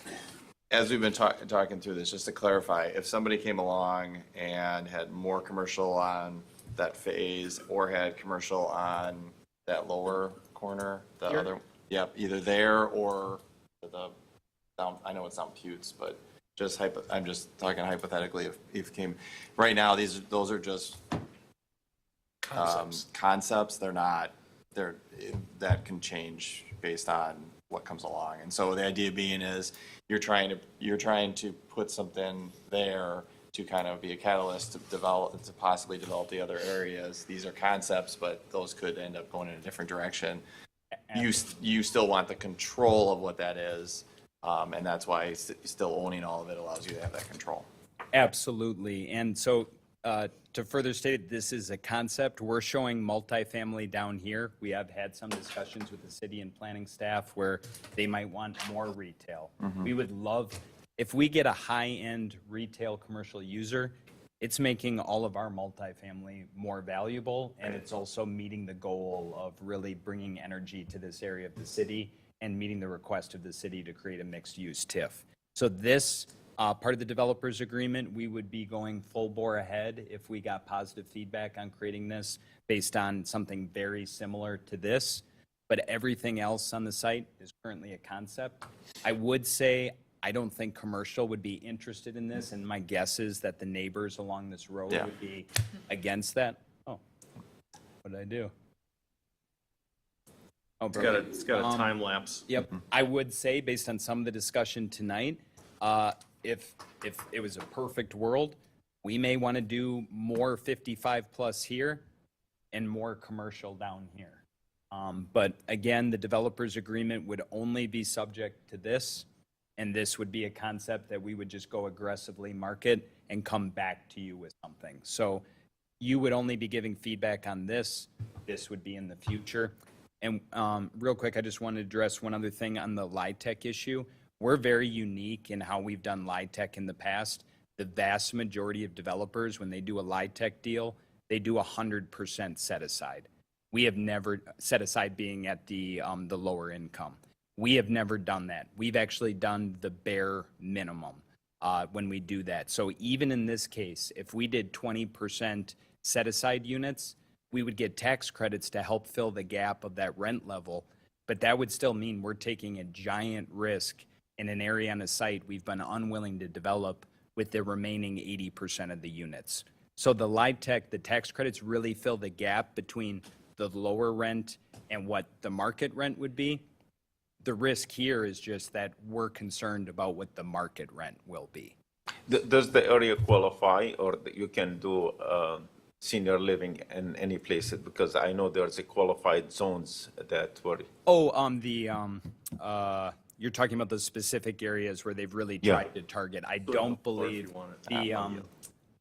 He still had the floor, just to let you know. I'm sorry. I know you were waiting, but. I'll yield. Go ahead. No. Okay, Alderman Salus, you now have the floor officially. Okay. Got it. Opportunity zone, which has different tax implications. I don't believe this is in an opportunity zone. And the big difference with that is actually a benefit to developers and owners that have a different structure. One of the biggest benefits of an opportunity zone is that you can build something, the value can go up, and if you meet the threshold, you can sell it without getting, and then you can defer the taxable gain. We don't plan to sell anything. We plan to own this for decades and decades to come. So even if this was in an opportunity zone and we could defer that gain, it doesn't benefit us because we don't plan to liquidate the asset. Thank you. And then again, just to further iterate, this is concept and we just want what is best for this area in terms of commercial retail. and what's really best for the city as well. Okay, question, then we're gonna get going here. So, let's say I get one of those nice fancy ones where the pool is, okay? Right now, what would I be paying? For what type of unit? Let's go crazy, a 2-bedroom with a den, What floor do you want to be on? top floor. Right now, we were just talking about this in today's dollars. Today's dollars. Today's dollars at Arrow Park, because it's interesting, our top floors, we currently have a 10% premium on. That's how high I had to go to get people to stop plucking the top floors. So the 2-bedroom, 2-bath den right now on the top floor just went out the door for about $4,400. $4,400 a month, okay. Now, with that $4,400 a month, now, okay, it's a yearly lease, so you can't raise my rent for a whole year, or do you have stipulations in there that you can raise my rent during the course of the year? Oh, never during the term of your lease. We do sometimes allow people to do a 10-month lease, an 11-month lease, and a 12-month lease. Right. But we cannot raise your rent during the term of the lease. And something that's very important to us, obviously, we're a for-profit company. We do rent increases each year. But on our Highlands component, these are people that are moving in and they look at this like their homes. So right now at Arrow Park, some of the rents are going up as the property has grown. We will do a certain rent increase for a renewal rate. So even if somebody's rent for that unit, maybe the market has said that has gone up by 10 or 15% as the market has solidified, our renewal rate will be much lower than that. So we don't want to push people out the door, because if we got a reputation for doing the same thing to our existing residents that we did for our street rents, we're going to scare people and they're not going to trust us. So our renewal increases are very different than what we do on our turnover rates. Okay, what's the comparable if I'm just got divorced, all sorts of stuff, and I have a 1-bedroom all by myself in a corner, and I don't want to talk to anybody for a year? So what's that 1-bedroom go for? So our smallest unit, 1-bedroom at Arrow Park right now, and we also price things based on what direction they face. So if you don't mind looking north. Cheapest. I'll look northeast into a tree. Right now at Arrow Park, our absolute cheapest 1-1s are right around $1,840. Okay, now to all the women, so say I have a dog. Yep. Now, is there an upcharge to have a pet? Yes, there is. And what does that cost? I believe it's $45 a month. $45 a month. Okay, what about an extra space for, let's say I have a house guest that wants to come in? Those are $65 to $70. Okay, I'm just trying to, kind of bring it together what people can expect, because it is a wonderful, incredible development, but I know there's a cost that goes with it. Okay, if everybody's good right now, thank you. We're going to move on to the possible closed session part of this. All right, well, thank you so much for giving me the opportunity to speak. If you have any follow-up questions, any other statistics, let me know. Again, we manage all these assets. We can dig through all the data and answer any questions you may have. So thank you very much for your time, everybody, and thank you very much for taking the time to tour the property today. It was my pleasure. Thank you. My pleasure. Well done. A motion to enter closed session pursuant to Wisconsin State Statute 1985, so 1(b), for market, competition, and bargaining reasons to deliberate and consider terms relating to potential commercial, industrial, manufacturing, residential developments and proposals, and the investing of public funds and governmental actions in relation thereto, and to affect such developments, including the terms and provisions of potential development agreements for, including but not limited to, the properties at 9661, 9745, 9821 West Loomis Road, 9710, 9760, 9824 West St. Martin's Road, 9530 West Putes Road, 9355 West Brentwood Park Drive, and other properties surrounding the intersection of St. Martin's and Loomis Roads, and to enter into open session in the same place thereafter to act on such matters discussed therein as it deems appropriate. I'll make the motion to go into close. I'll second. We have a first and a second. Do roll call in. Alderman Craig. Aye. Alderman Salus. Aye. Alderwoman Day. Aye. Alderman Hassan. Aye. Alderwoman Eichman. Aye. Alderman Peccarelli. Aye. 6 ayes, no noes. We are slowly going into closed session. Have a good night.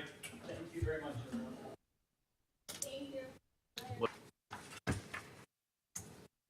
Green Arrow Alpha? It is 10:46 PM. We are back in open session. The motion is to proceed as discussed in closed session. This will be brought back, this will be tabled indefinitely, brought back at the call of the chair. That was by Alderman Salus. Is there a second? Second. Seconded by Alderwoman Day. All those in favor? Aye. Any opposed? Ayes have it, motion carries. G18. TID8 development request to adjust guaranteed assessed value schedule 2025-22040 due tax incremental district number 8 development agreement between the city of Franklin and Oakwood Industrial LLC for the property at 3617 West Oakwood Road, bearing tax key number 950900100.